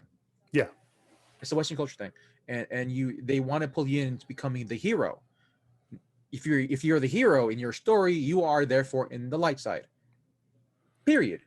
And it was a traditional hero arc, and it to me it felt like they're making Lucas coming back to this movie and doing this movie. He's trying to expound that per se, what truly is light, what truly is dark. It's just that now I feel like he should have left. He should have someone else direct this film yeah. because it's too big of a philosophical question for one man to answer, specifically if he still heralds as a Christian. Because I don't know, yo, and I don't know what Lucas's background is. I mean, people I say think he is. Yeah, if he's not Christian, he's I mean, Catholic, or like something. I don't know. I you mean, just slaughtered. Yeah, he just slaughtered like the majority of Sith and Sith, and we'll get when we get into the second movie, Sith. We call it the people who are it's sympathizers, Sith sympathizers, right? yeah. They murdered them. Like so, it is what it is, man. I'm looking at But on to your point, the guy going back because there was a scene here um, right before the Jedi Council where Qui-Gon is right now meeting with the Jedi Council. So it's the first time we get to see Yoda. We see Mace Windu, played by Samuel L. Jackson. By the way, for those of you who don't know about Mace Windu's character, there is in the Star Wars canon, there is, I believe, only on the Jedi side, only three colors. Only three. What do they call them? Carbine crystals? No. yeah, yeah, I think The Carbon. crystals that give the lightsaber their energy and their color only produced three colors, from what I Right, understand: blue, green, and and yellow. yellow. And that obviously the manipulation on the Sith side created the red crystal, but that Samuel L. Jackson, who jumped at the chance to be in Star Wars, he said, oh, "Hell yeah, I'll be in Star Wars." Hell yeah, Uh, motherfucker. Sorry, um, apologize. he says, "I will under one condition only, and that is I want a purple lightsaber." And Lucas told him there are no purple lightsabers in the Star Wars universe, that it doesn't exist. And that was the thing. Again, going back to Lucas's as a creator, he is such architect is the great word. He is such a great architect, and which is funny because there are some uh, canological errors in some of the Star Wars movies, but they're so kind of like minute. And I believe here's the first Imperial or the Galactic Senate. Where is the group of ET? There's a lot of Lucasfilm, a lot of Spielberg, a lot of emblem characters in these movies. But yeah, Samuel L. Jackson had in his contract to have a purple lightsaber, and I do believe he has the saber hilt that Still, he stole it. I'm pretty sure. Yeah. I mean, And what, we gonna Jo- say no? and I think Lucas technically asked for it back, and he said, "No, I'm good." And I think he has since um, etched into his saber hilt a certain phrase that Samuel L. Jackson is known for saying. I believe it's BAMF. I think he has BAMF etched into Oh the my gosh, I love lightsaber. it. But I yeah, he love is in it. possession of Mace Windu's lightsaber hilt. He is the only one, I believe. I think even Mark Hamill does not have any of the original production lightsaber hilt, even in the sequel trilogies where they Hmm. recreated Luke's lightsabers. But I was looking up the costume designer and the wardrobe master on this film, and this guy has got some great movies under his resume. The It's Anthony Brookman, and just a book just as big like boom boom boom like is on IMDb. He's no like his big bullet points: Hmm. World War Z, The Phantom of the Opera, Robin Hood, Hmm. Prince of Thieves, and Sherlock Holmes. Hmm. And you look at them, great period pieces, great artwork. And I'm looking at Queen Amidala's big, very uh, Zen Dynasty, the big like the big Yeah. red. So again, going back to a little bit of Japanese culture with the fighting style, a little bit of the Far East Chinese culture in the wardrobe, in the it's kind of like a little bit of both, a little bit of Chinese and a little bit of the with the white face. What are they? The Oh, geisha. geisha, and Yeah. everyone goes, no, it's purely Japanese. I'm like, no, there's a lot of very subtle kind of Yeah. Chinese culture in that. Um, that I really like. Just there's so much they could have done with this movie to make it better. And I'm looking at some of the artwork, and I'm like, God, the backgrounds I could do better on this green screen than they did in 1999. Uh, Hmm. Now you've got um, the kid. Um, I really think that Jake Lloyd should have been given another chance to do this Oh character. man, shout out to Jake Lloyd. I've heard his freaking story, what he's going through. Dang man, I feel bad for that kid. That guy. Um, so we're getting towards what do we got here in the movie Mm. and in the show. We got about, oh shoot, we still got another 30 minutes in this movie. Um Go Okay, but yeah, ahead. No, you go we'll ahead, wrap it up. bro. I know because I was still looking up. Because we could do all kinds of other shit to wrap this 30 minutes up. No, because I was looking up in the extended universe Han Solo and Leia's actual kids. And to me, dude, I was hoping that Ray, right? And even though we're gonna talk about it originally, and I want to leave this for the extended universe podcast when we get to it eventually. Ray was supposed to be Jaina, which is the twins of of of um of of Han and of Leia. yeah, of Leia and Han, and Jaina is technically supposed to be the inheritor of Luke's everything. And you She's the see most Jaina's powerful. She's supposed to be the most powerful Jedi on in the galaxy. Yeah, and then you have her twin brother, which is supposed to be Ben or Kylo Ren, right? Who goes evil, and she's the one that saves him because it's twins, and that's where you freaking get the I can see what my twins are doing because guess where they got that? The extended universe, and so I hate. I'll leave it for the extended show. I know, and I want to know so bad. I want to know so bad, and I'm not a fan of retcon and let's redo it. No, it's already out there. You already screwed it up. You know how you fix it? Time travel. Okay, we've learned that. I hope, dude, and so this is Ryan Johnson. If you want to do your trilogy still, it's got to be on time travel. and here's the thing that's sickening to me now to think about it, right? If you have a lot of these instances where you have these two Jedi's, quote unquote Jedi's in the current trilogy, right, being so interconnected with each other, right? Not considering the fact that a majority of their I guess history or background came from the freaking extended universe, It did. There's which so much knowledge. which supposedly, what's her name, the head of Star Wars, saying no, we do it, we don't care about that stuff. Okay, then you now have the initial inheritors of Jaina and her brother, right, as a couple in your actual movie. You have them basically incest characters, and that freaked me the hell out because you have technically the strongest Jedi to ever been created in the extended universe.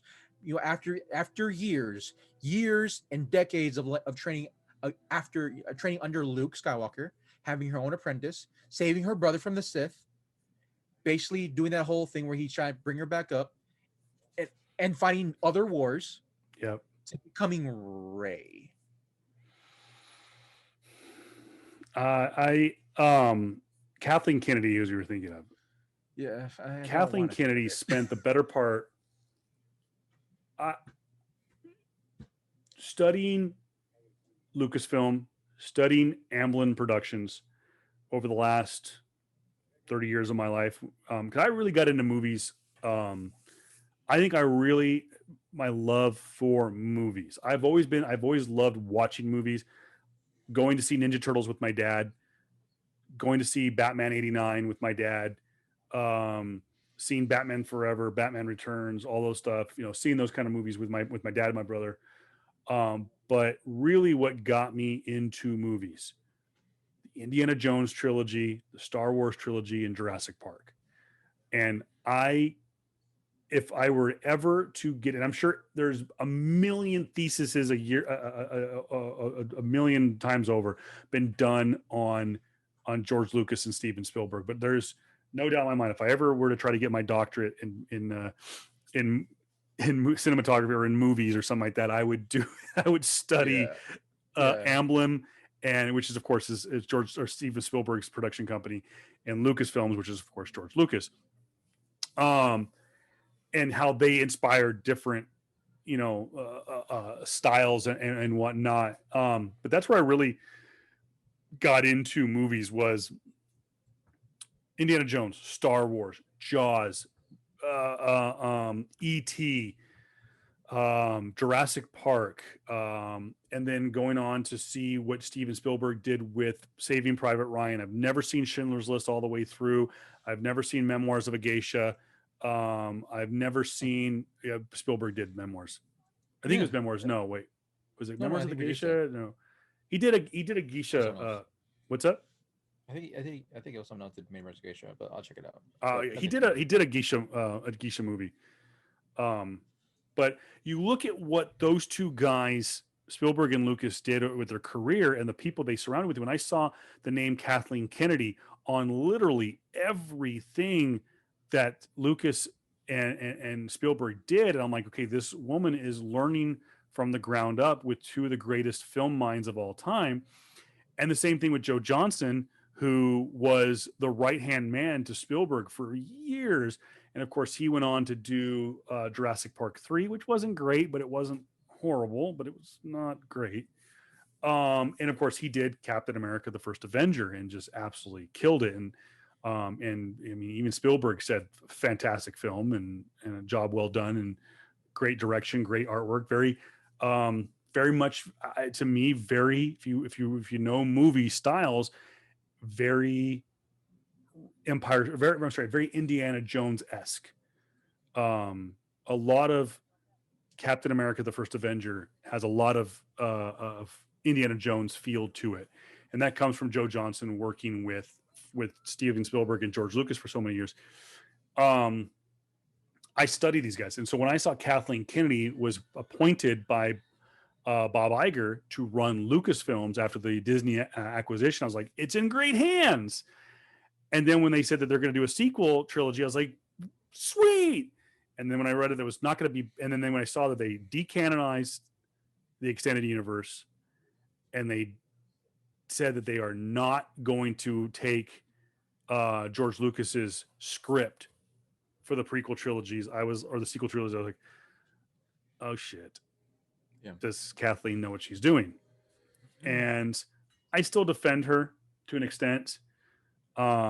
it's a possibility that maybe she was in over her head. Yes, Um, you definitely. ever seen Entourage? You ever watch Entourage? I haven't watched all of Entourage. There is a character in Entourage Mm. that reminds me of, and Kathy people, Kennedy. of Kathleen Kennedy, and Mm. it's meant as a compliment because I think it's an amazing character, and I think that the character deserves a lot, a lot more credit. Mm. Um, you, it, God dang, let me see if I can pull it up. Maybe this is it right here. It is played by Constance Zimmer. Constance Zimmer is a fiery. She's obviously very beautiful, but she's a fiery, very kind of in your face character. Obviously, some people will know her from the Marvel Cinematic Universe. She was in Agents of Shield, as well as House of Cards. But she played a character of Dana Gordon in Entourage, and in it, she is the right hand to the head. She's the number two in the studio system for Fox, the Fox in the Entourage universe, and she's the number two behind this very chauvinistic, not a Weinstein-esque character, but very much a stereotypical chauvinistic studio head, and she plays the number two, and so but the guy is still in the show. Is he said, oh, this guy's a genius, he's a great studio head, he's done all these tentpole movies, he's made so much money, blah blah blah, and that Dana Gordon sat behind him and learned the system, and everyone's like, no, Dana Gordon should be running a studio. Dana Gordon should be doing this. And they do eventually put her in charge. And again, people will say, well, again, shows the chauvinistic nature of the show. But I'm like, no, maybe it doesn't. They show Dana Gordon fail by getting, she loses that. She's almost too fiery that she starts trying to go like nose to nose with some of these male directors. Mm. And she gets pushed away, and she tries to push, they push, she pushes back, blah blah blah, and she ends up pushing these directors away. And it kind of reminds me of Kathleen Kennedy, that she wants so desperately to be in charge of Lucasfilms and thinking, I could do a great job, I studied behind George Lucas and Steven Spielberg for 30 years, and then she Mm. gets handed the reins, and it's like, Chip on her shoulder. I don't know what I'm doing, what do I do with my No. hands? Yeah. um Here's the I try to give a benefit of the doubt too, considering the times, and I try to go into watching the current trilogy with like, all right, cool. I heard some of the stuff earlier, and I didn't. I try to pay no mind, and then just seeing the inevitable like similarities between a bunch of characters there and the extended universe continuity. I'm yeah. like, when I see Ray, I'm thinking like, okay, this is a new character, but she reminds me a lot of Jaina. Oh, she can retrofit the Millennium Falcon. Oh, she can do all this stuff. Huh? Jaina does that, right? I'm thinking like Jaina could hyperfit a hyperdrive by herself, and she's been doing that for years. Huh? Okay. See, I wonder really truly, and I like Disney, you like Disney, people like Disney, but people want to sit there and complain about, and we're at the part uh where the really where the rebellion starts here. It's where they've come back to Naboo, and they're kneeling before Boss Nass. And I'm looking for Keira Knightley. Is that Keira Knightley that's in the Queen garb? Yeah, Queen. Okay. She originally it wasn't until like I forgot what part in the film where, oh yeah, when you find with the final battle comes out Yeah. to be, I think like maybe a scene or two before that you finally see who Natalie Portman is, and so Yeah, no, she's no, the no, hand. no. Yeah, she's actually the handmaiden. But I'm just saying is that um, I was trying to look for who Natalie. where Keira Knightley. I almost don't recognize. Okay, I recognize her there, kind of. Yeah. Um, Yeah, but like just going back to trying to see the totality of like where Phantom Menace is. There was a lot of good stuff. Like I understand why you put it out there. Number ones for trilogies are always going to be one of the hardest to do because you're setting up for the whole thing. You got to do a lot of stuff. Okay, what happened before the war? What happened before the original trilogy? How did things come to be? All right, then let's just add all this info dumping stuff to to the watchers and say, hey, we actually had a very very civilized system. We had a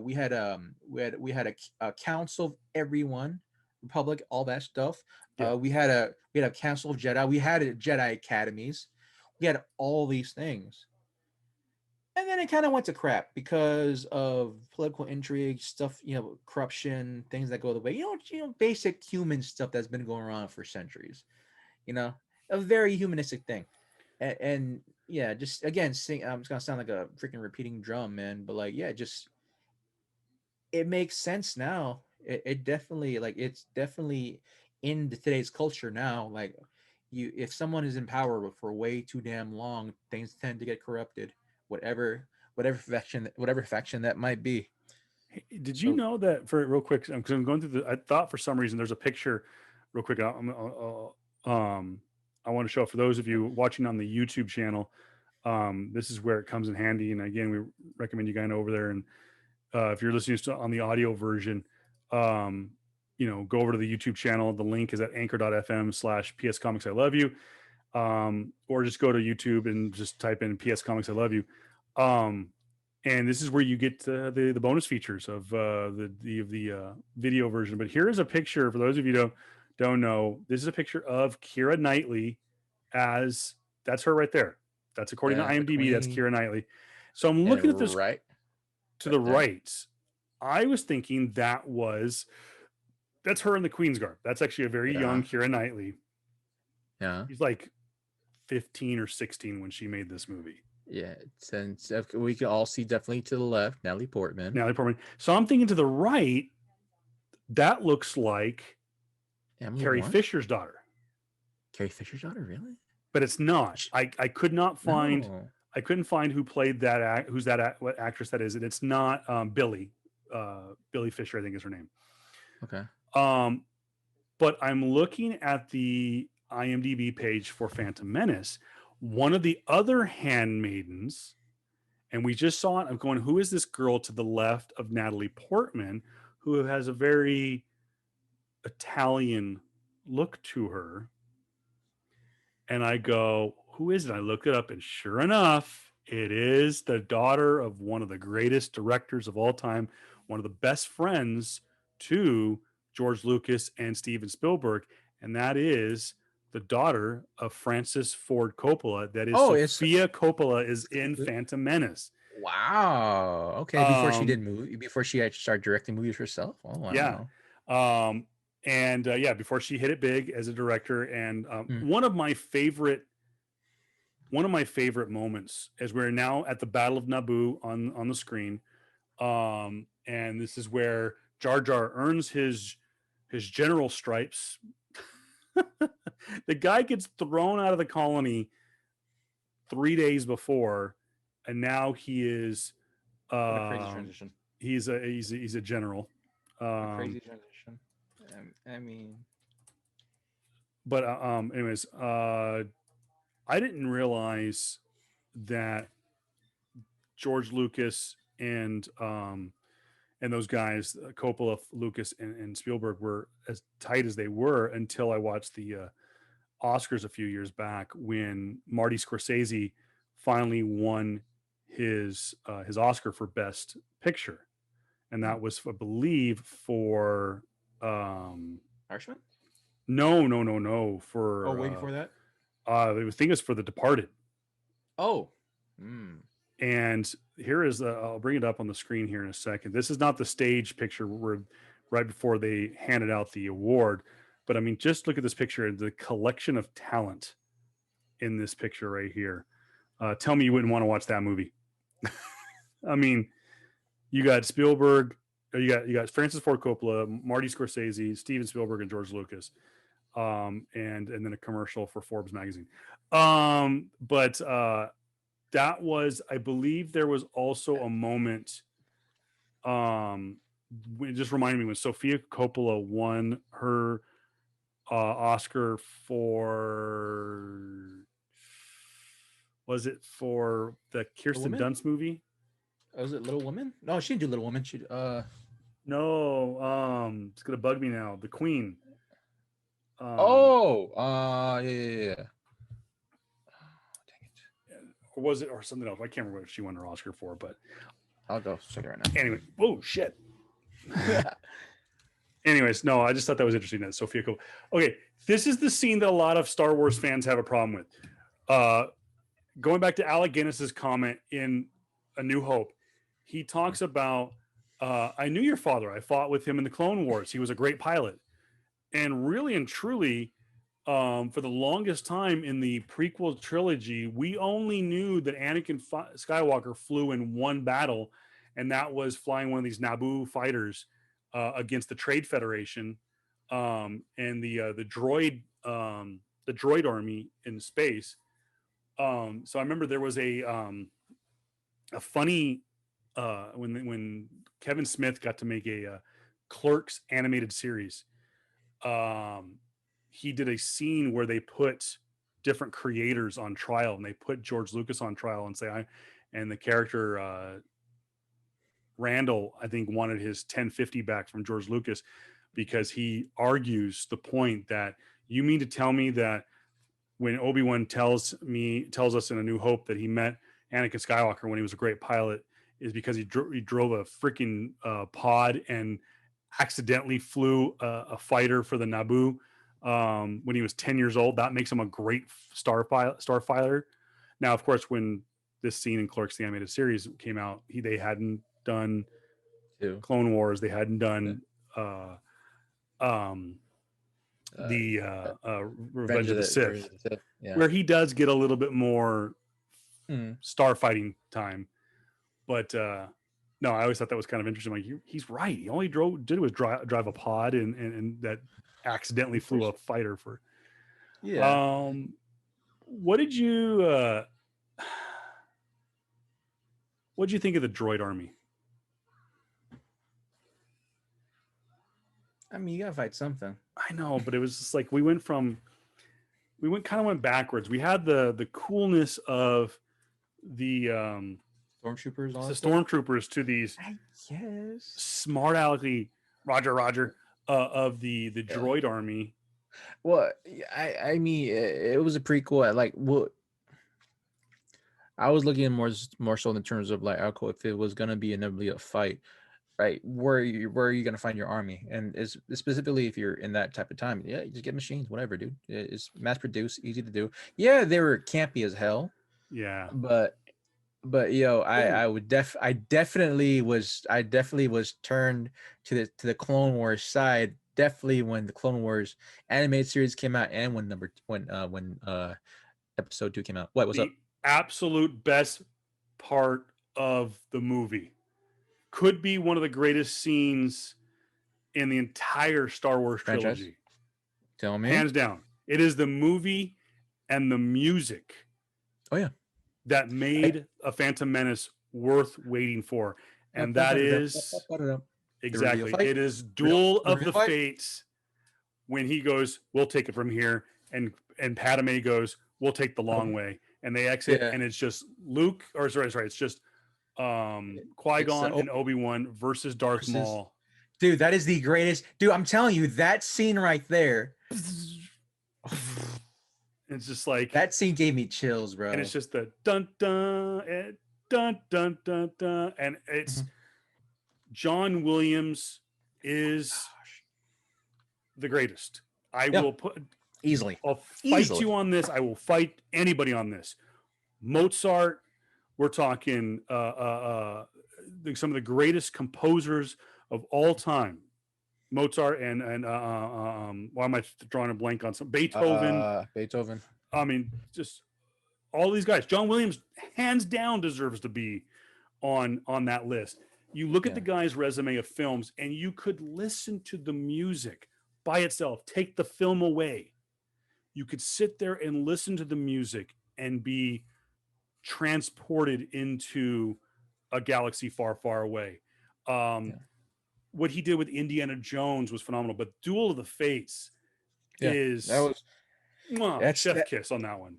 Definitely to me, other than maybe Luke's theme, right? In A New Hope. One No, of no, my favorite scenes.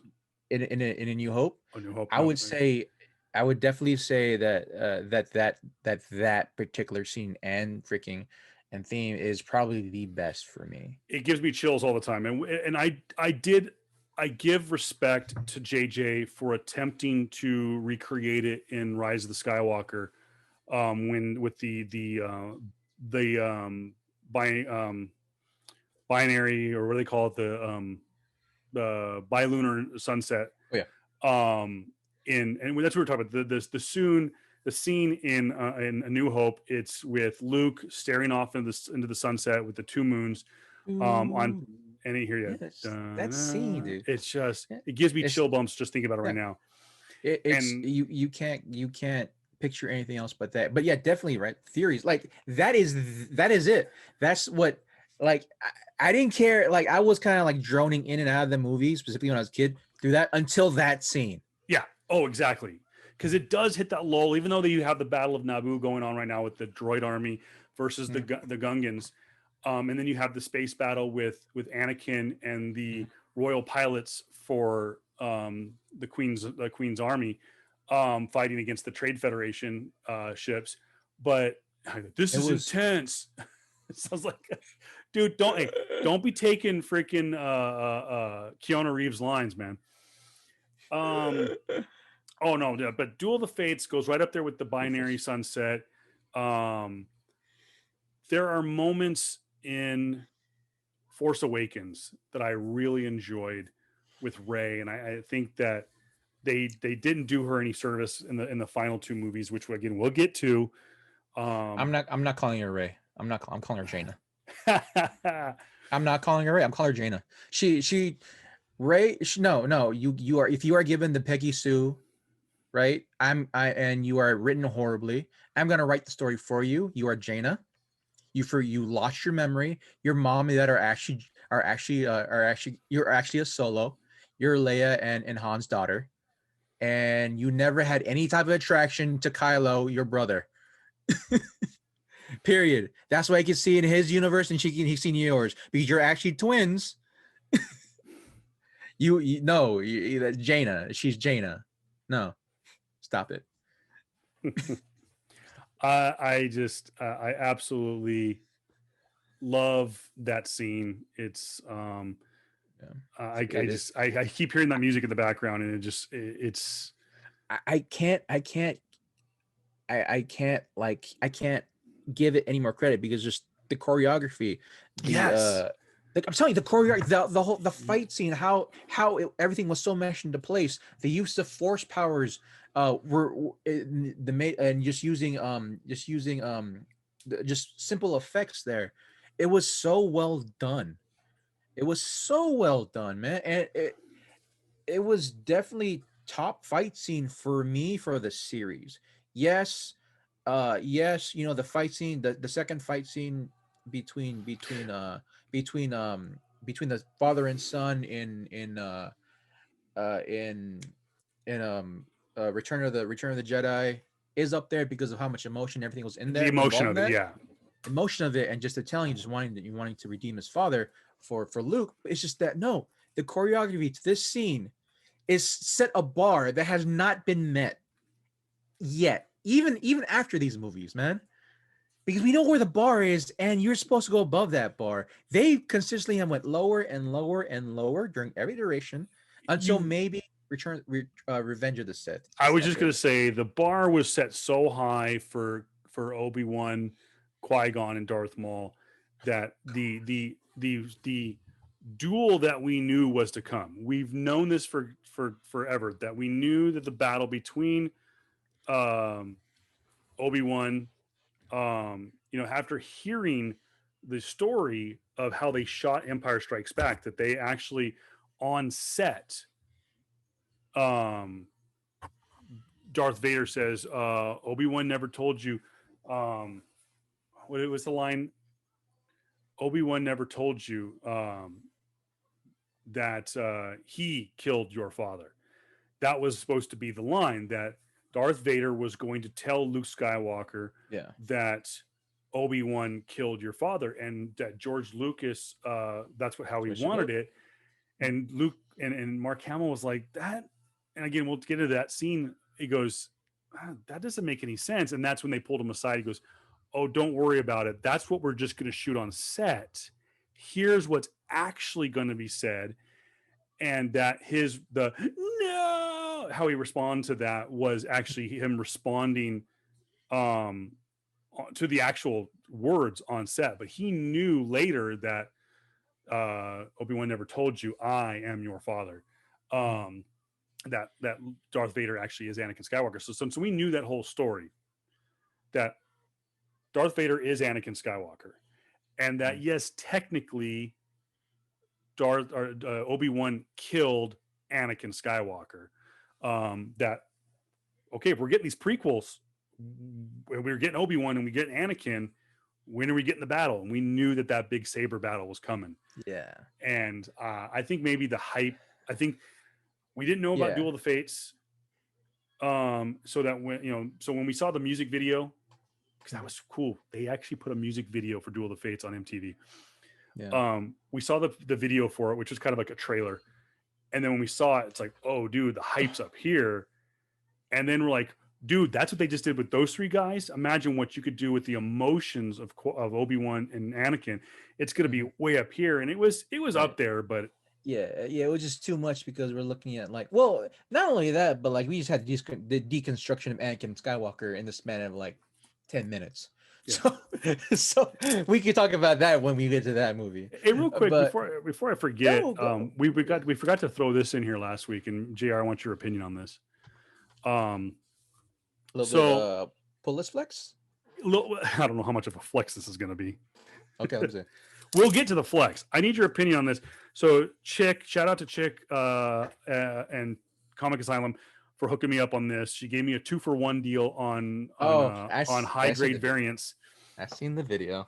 Okay, these are high grade variants. One's a color virgin, one's a black and white. 1 in 20 variant.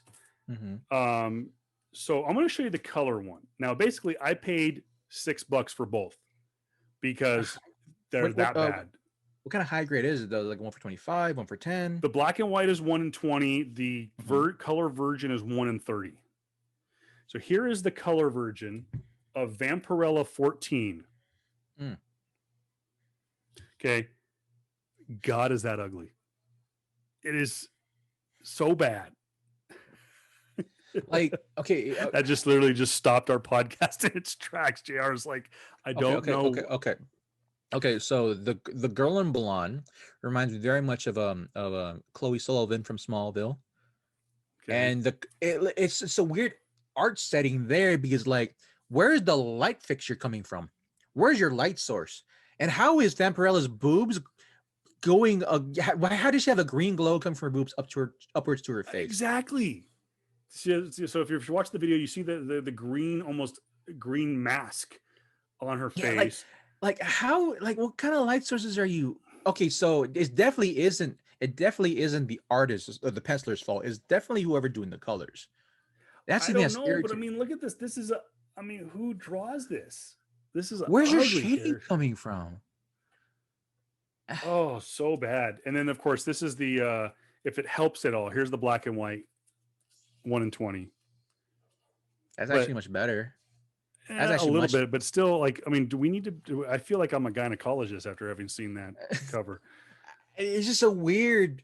Like it's weird because the girl, right, the one in the blonde, she's looking down, right, because it's a downward posture. Yeah. So she's looking down, but at the same time, it looks like she's looking straight at you from like a standing up position. Yeah, it's just not a very well drawn. Gunduz is the artist. Gunduz. I'll post those at Voice of Reason 23 on Instagram. But some good news. Shout out to Rob. I think it's Rob is Rob. Rob.is.rob on Instagram. Check him out. He's got some good deals sometimes every once in a while. If not, he'll post his flex. Good dude, friend of the show. I've kind of gotten to the point now in my collecting that I'm going after Oh, you keys. you might need to take over for a little bit because I need to use the bathroom. All right. But just come on, I just need to be right back. All right. Well, while we wait for JR, because I need JR's reaction on this flex. So we'll get to the next flex on in just a second. But right now we are at the point in the movie, if you're watching along with us, and we've been watching Phantom Menace throughout this episode, is you have Anakin Skywalker is now single-handedly taken out the Trade Federation ship from the inside. They even go like, "Oh, who's it's blowing up from the inside? Who took that out?"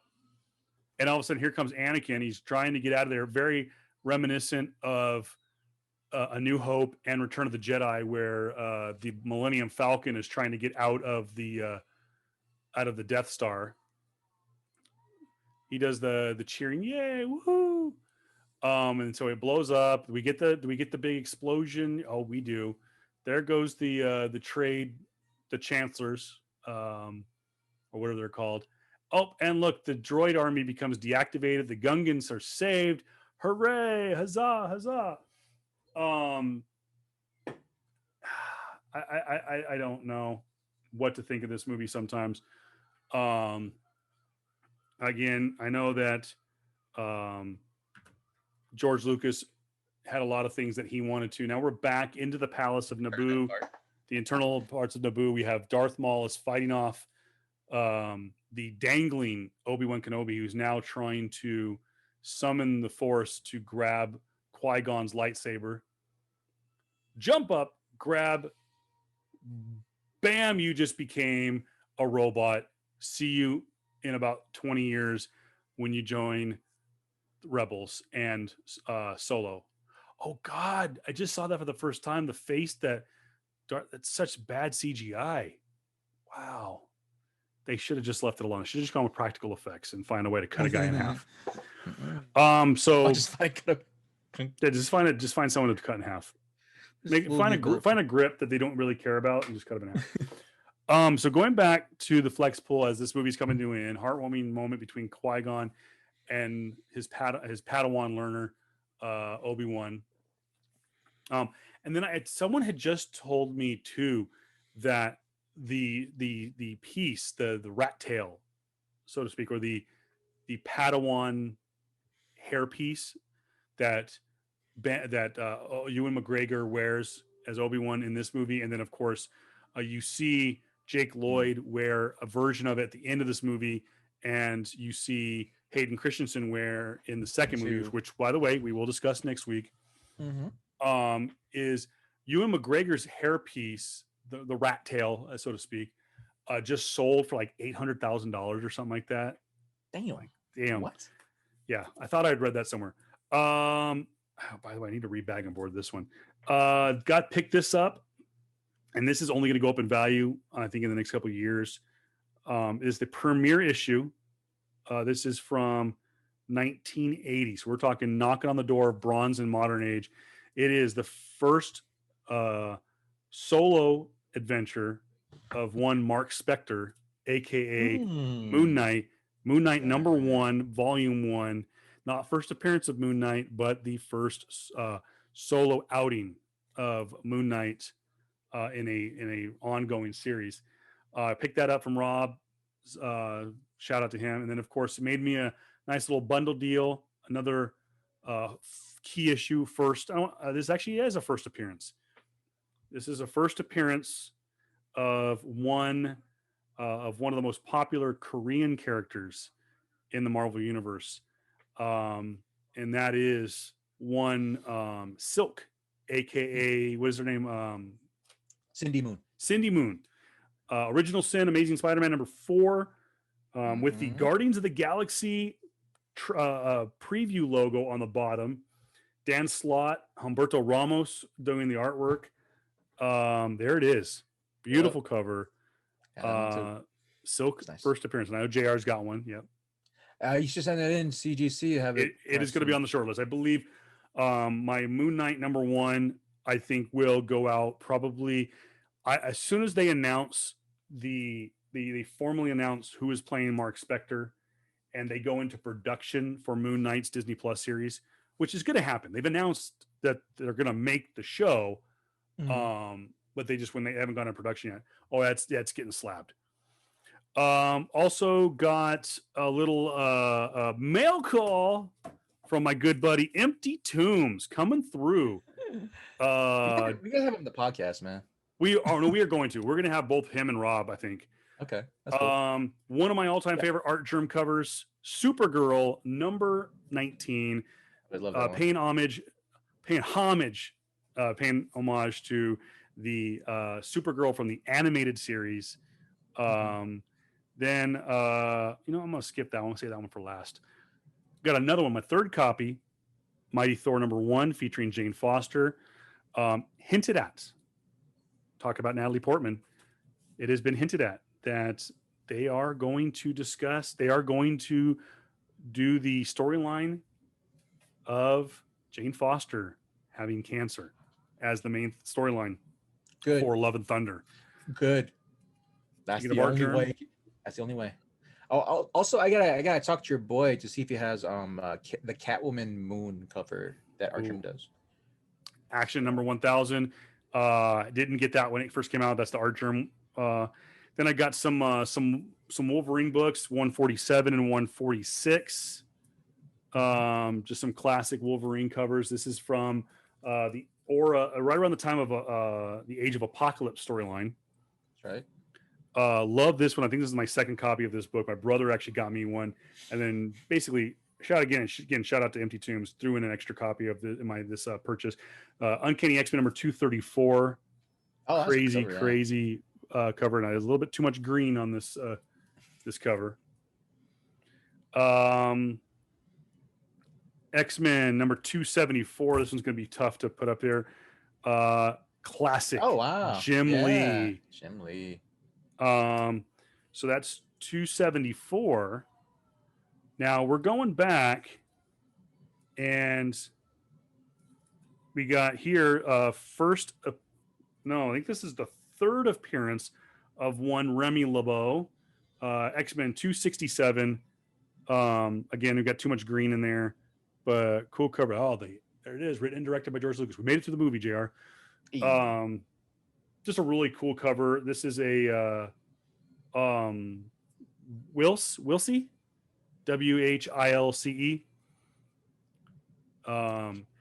He's I believe, if I'm not mistaken, he is a Filipino artist. Okay. And JR does not, or I'm sorry, Javale does not like him. No, he doesn't like the other guy. Portacio. Oh, that's who it is. Wilsey is, I'm going to think of who it is. Another cool X-Men number 257. Think this is the first time that Psylocke is referred to as Psylocke, and the first time that Psylocke has the Psy beam. First time she has that. The Psy blade. First cover. As far as I'm concerned, let me double check my key collector on this one. Okay. I'm almost positive. Uncanny X-Men number 248. This is probably a mid-grade cover for me. Okay. It's not in great shape, but it's from September of 1989. And you don't, when you have a book like this and it's not a first appearance, and it's back. This is when collecting was really kind of on the up. First published artwork on the X-Men title by one of JR's all-time favorite. One of his all-time favorites. First cover of an X-Men book done by the one, the only, the head of DC Comics, Jim Lee. And this one is the first time that Red Sonja meets Mary Jane Watson. It's Marvel team up featuring Spider-Man and Red Sonja. Just kind of classic 80s, 90s artwork.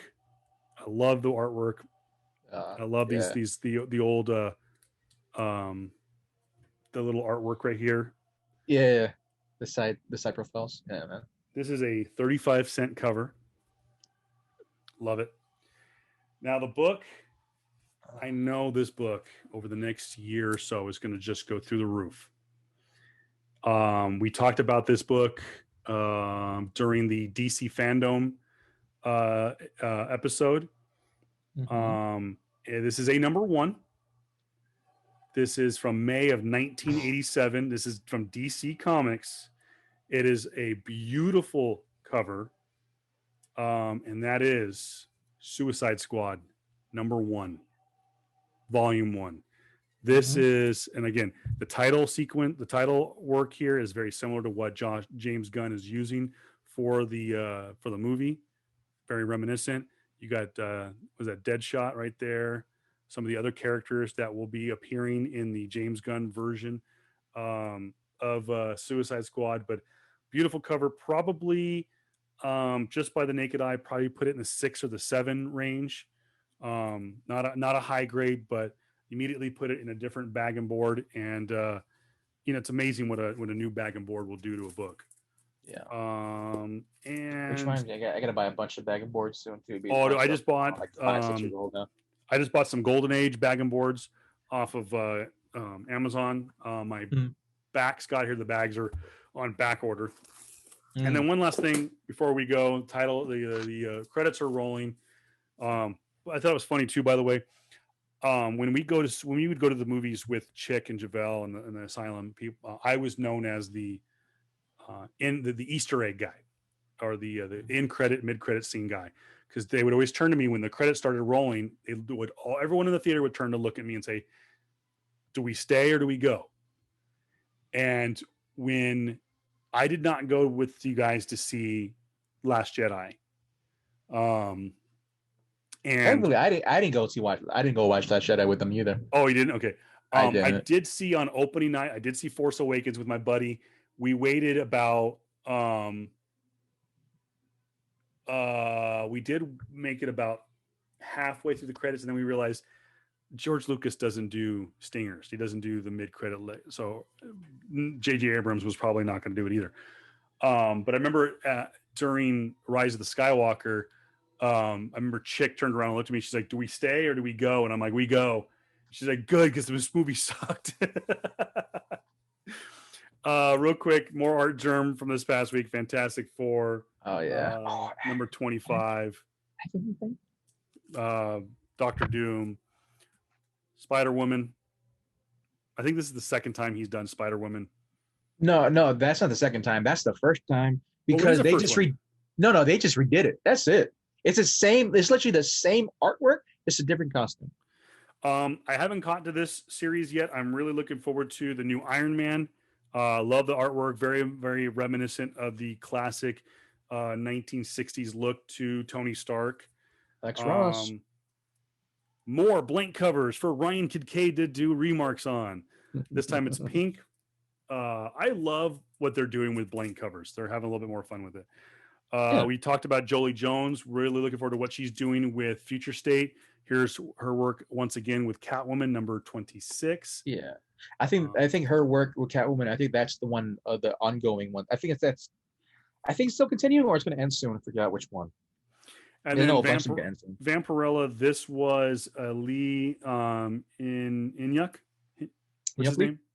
What's that? Inhyuk. Yeah, Inhyuk. Vampirella. Ooh. I love the pantsuit and the. You see it again? That's either Inhyuk or Jay Lee. Honestly, no, it's Inhyuk Lee. Okay. Yeah, it's right there under. Right there. Okay, because the curvature there, it looks very similar to Jay Lee's art, but then it's that his women are much skinnier. So. And then again, we talked about Boom Studios and them killing it, becoming kind of the new Image Comics.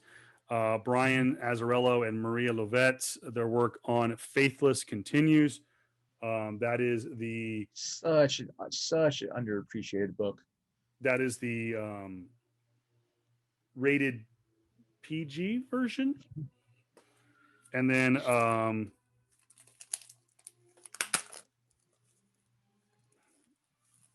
have not opened it yet, but here is the Tula Lotte connecting erotic cover for Faithless number 5. Have not opened it. Don't do it.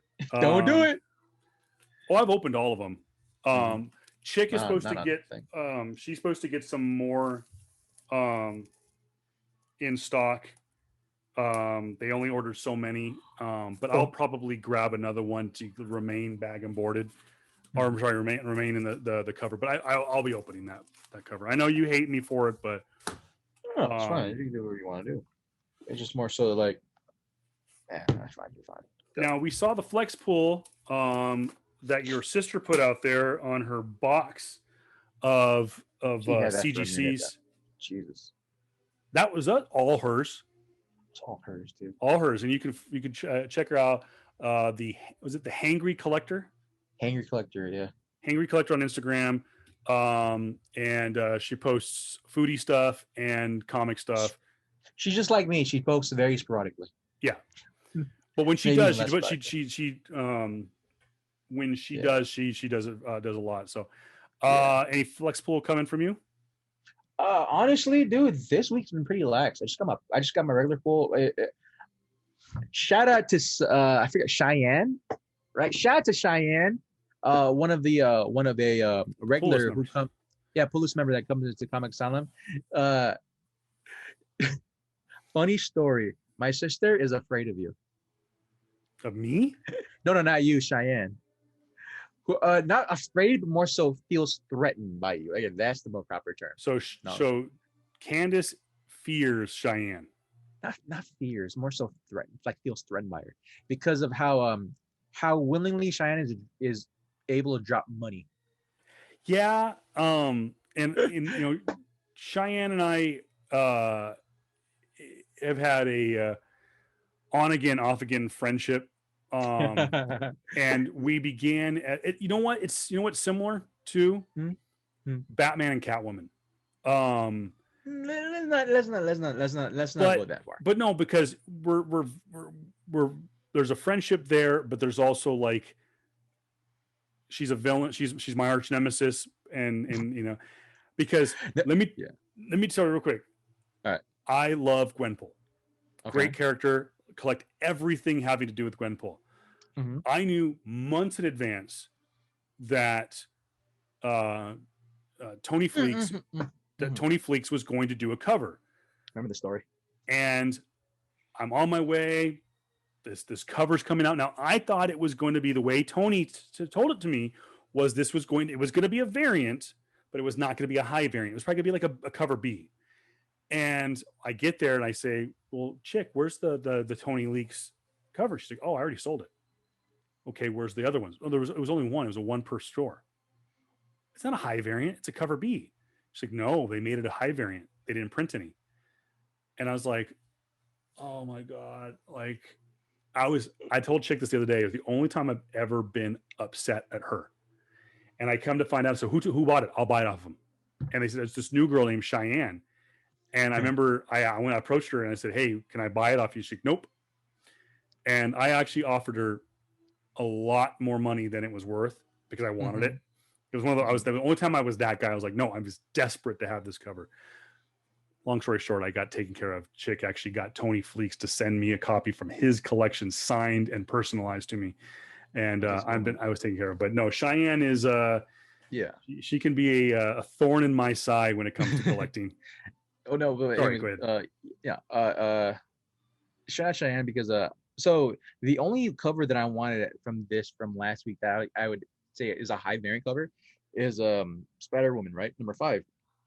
Peach Momoko did a cover again, right? Yeah. So I'm like, all right, cool. It's Peach Momoko cover. So 1 from 100, right? Who's gonna get a 1 from 100? Maybe Candace, but I told her I want to get it, right? She goes, okay, cool. I don't want that anyway, right? I'm looking at other stuff. She got all the I got there that day, and all the variants were gone. Nearly all the high variants were gone, right? I'm like, all right, cool. And I go to Candace. She goes, hey, where's my Spider-Woman variant? She goes, oh, I got it. I'm like, really? I thought you didn't want it. She looks at me and goes, that girl over there, Cheyenne? Goes, yeah. I felt threatened by her. She was looking at it, so I got it. and she will do that. So like there was like other variants there too, right? Like I know there was some other people there, and when Candace got like a cover, she was like on and on. She was like, questioning whether she wanted to get it or not. She knew that the second that she put it away, someone else was going to get it. So Candace I'm pretty sure the bane of everyone's existence, right? Who wants variant comic books, right? From Comic Asylum is Candace, right? So Yeah, for the longest time it was Candace because she lived up to her nickname. the night nurse. She was the night nurse. She was very Yeah. much what the only thing we knew about Candace was at the time was she was going to school to be a nurse, and she um basically only came out at night Mm-hmm. and was Yeah. very rarely seen in the store. And I remember there was a whole shelf dedicated to her, and I was jealous. I was jealous of Nuts. Candace of her because she had a whole shelf in the original design of the asylum of Funko's books, trade paperbacks, collectibles, Mhm. and it just said "Property of the Night Nurse." And Mhm. I was like, and there was a couple of times where I was like, "What the hell? I wanted that. What the hell?" And I remember I didn't meet Candace until the second um one of the I think it was the second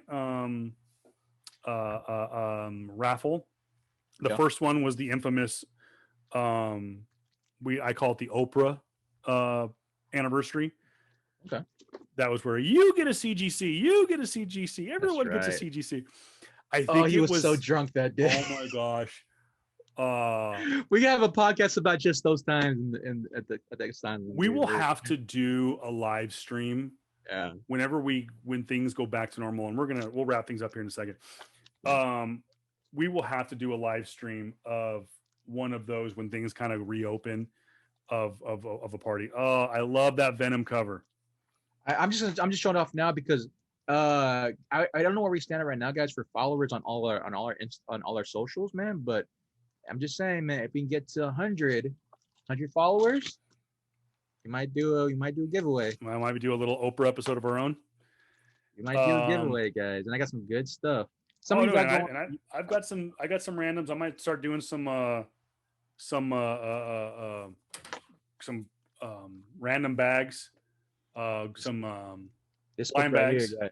Yeah, this book right here has gone Mm. up so much, dude. First appearance of actually no, I don't think it's first appearance. Is It's that the first appearance of the Cosmic Ghost Rider or no? no, not Cosmic Ghost Rider. It's but it's first cover of of I forgot it. I forgot his actual name, but he's Black Silver Surfer, right? The Black Silver Oh, Surfer. I couldn't see the cover. I thought it was that Thanos cover. It was like Thanos #1 or #2, Yeah, which was first yeah, appearance amazing. of Cosmic Ghost Rider. No, that was Um, 13. I think 13. Yeah, that was Thanos 13. That one was okay. great cover. But yeah, overall, All guys. right, guys. I thought that was fun. Yeah, More. We'll do another episode here in about a week. yeah. Of what are we doing? It is episode number 2, which is Mm-hmm. the Clone Wars, and Clone I'm Wars, looking. I'm which sorry, spawned the Attack of the Clones. I'm sorry. yeah, Attack of Clones, which spawns off a lot of like great like side stories and all that, right? Like I'm Yeah. going back to like the Clone Wars animated stuff, do that. Like that right there, if specifically if you're a kid that lived off that stuff, was so great, man, because don't know why Lucas Lucasfilms has a tendency to not, expound on everything else, even though they made Clone Wars and all these other stuff that's animated. I'm telling you right now, man, everybody in the animated series much better than their actual counterparts on screen after this point, and it's Now, sad. It's sad. should we establish right now that we are going to go in chronological order of the Yeah, movies? Okay. yeah. So with that said, where does Solo fit in? Is that still technically after episode 3? Mm-hmm. Okay. So right now, guys, this is what we're going to do. We are going to watch episode 2, Attack of the Clones, next week and break it down where we were. Like I said, right now we're in May of 1999 with the Phantom Menace. It's hot off the 2 years removed from the release of the special editions, and at the time they were great. People were liking it, and then I think it's like a wine. It did not age well. It's like a reverse wine. It sat out and it started to, that didn't sit real well. Except for the fight scenes. Except for the fight scenes. Yeah. And we saw that. And again, go back, rewatch it again. That fight scene with the Duel of the Fates, like we have right here in the background. the Excellent, amount of excellent fight training scene. that Ewan McGregor and Liam Nielsen did with Ray, And just to pull that stuff off, man, was insane. I also will find a video that I have of Ray Park from PS Comics, the PS Comic Expo from Yeah. 2 summers ago. He was the guest of honor. He was a last minute addition, and he did a huge panel at the Palm Springs Convention Center. And he actually did a couple of choreographed spots in that panel, much to the chagrin of the organizers because they were not insured for him to do that. And yeah, I'll post that video sometime. Again, follow us on all social media platforms at PS Comics I Love You on Facebook and Instagram. PS Comics I Love You on Twitter. Again, Apple Podcast, Google Podcast, Spotify, Anchor.fm, iHeartRadio app, PS Comics I Love You, on all those platforms, and of course on YouTube as well. If you're watching the audio form or listening to the audio format, you can watch us on video on YouTube. Like, subscribe, comment, please. Give us the 5-star reviews on those audio podcasts as well, and we will continue to do these for you absolutely free. But if you feel obliged to support the show, you can go over to anchor.fm/PS Comics I Love You for a chance to support the show and give us a little love there. Other than that, any closing notes there, JR? No, not necessarily, man. Just a big thank you to you guys for just sticking with us, guys. We're at episode 22. Good gosh, and it's crazy, 22 right? episodes, man, and we have got at least 10 more to go with the Star Wars saga. So we're going to go with episode 2 next week with the Attack of the Clones. Then we will do Revenge of the Sith, Solo, Rogue One, and then we will get into the OG original trilogy before sinking our teeth into the Abrams trilogy, the sequel trilogy. And this then trilogy that should have. And then I think we will come back. To Clone Wars if we've got time. Clone Wars, Rebels, and the Mandalorian season 1 and season 2. And I'm hoping also to get into the extended universe. Yes, talk about the books. Because for those who don't know, the amount of time between the first trilogy to the second trilogy was such a huge time frame. And in that span, you had books come out, you had comics come out, you had a bunch of other things come out that, there was a Star Wars fanatics were very much that. And so I was hoping to get somewhat into the extended universe because honestly, that's what lore is. I would love to do certain versus battles for characters like who would win in a battle, Jaina or Rey? Maybe we'll leave that. We will do something like that. I think we'll do some social media polls online when the series is over, like what was the best battle scene, stuff like that. So, all right, guys, I am the voice of reason, Kevin Pillow at Voice of Reason 23. He is the Sith Lord, the Dark King, aka JR Kambakungan at also not JR Comics 42 on Instagram. We will see you guys next week with Attack of the Clones with episode number 23. All right, guys, see you next week. Have a good one. Hey guys, peace.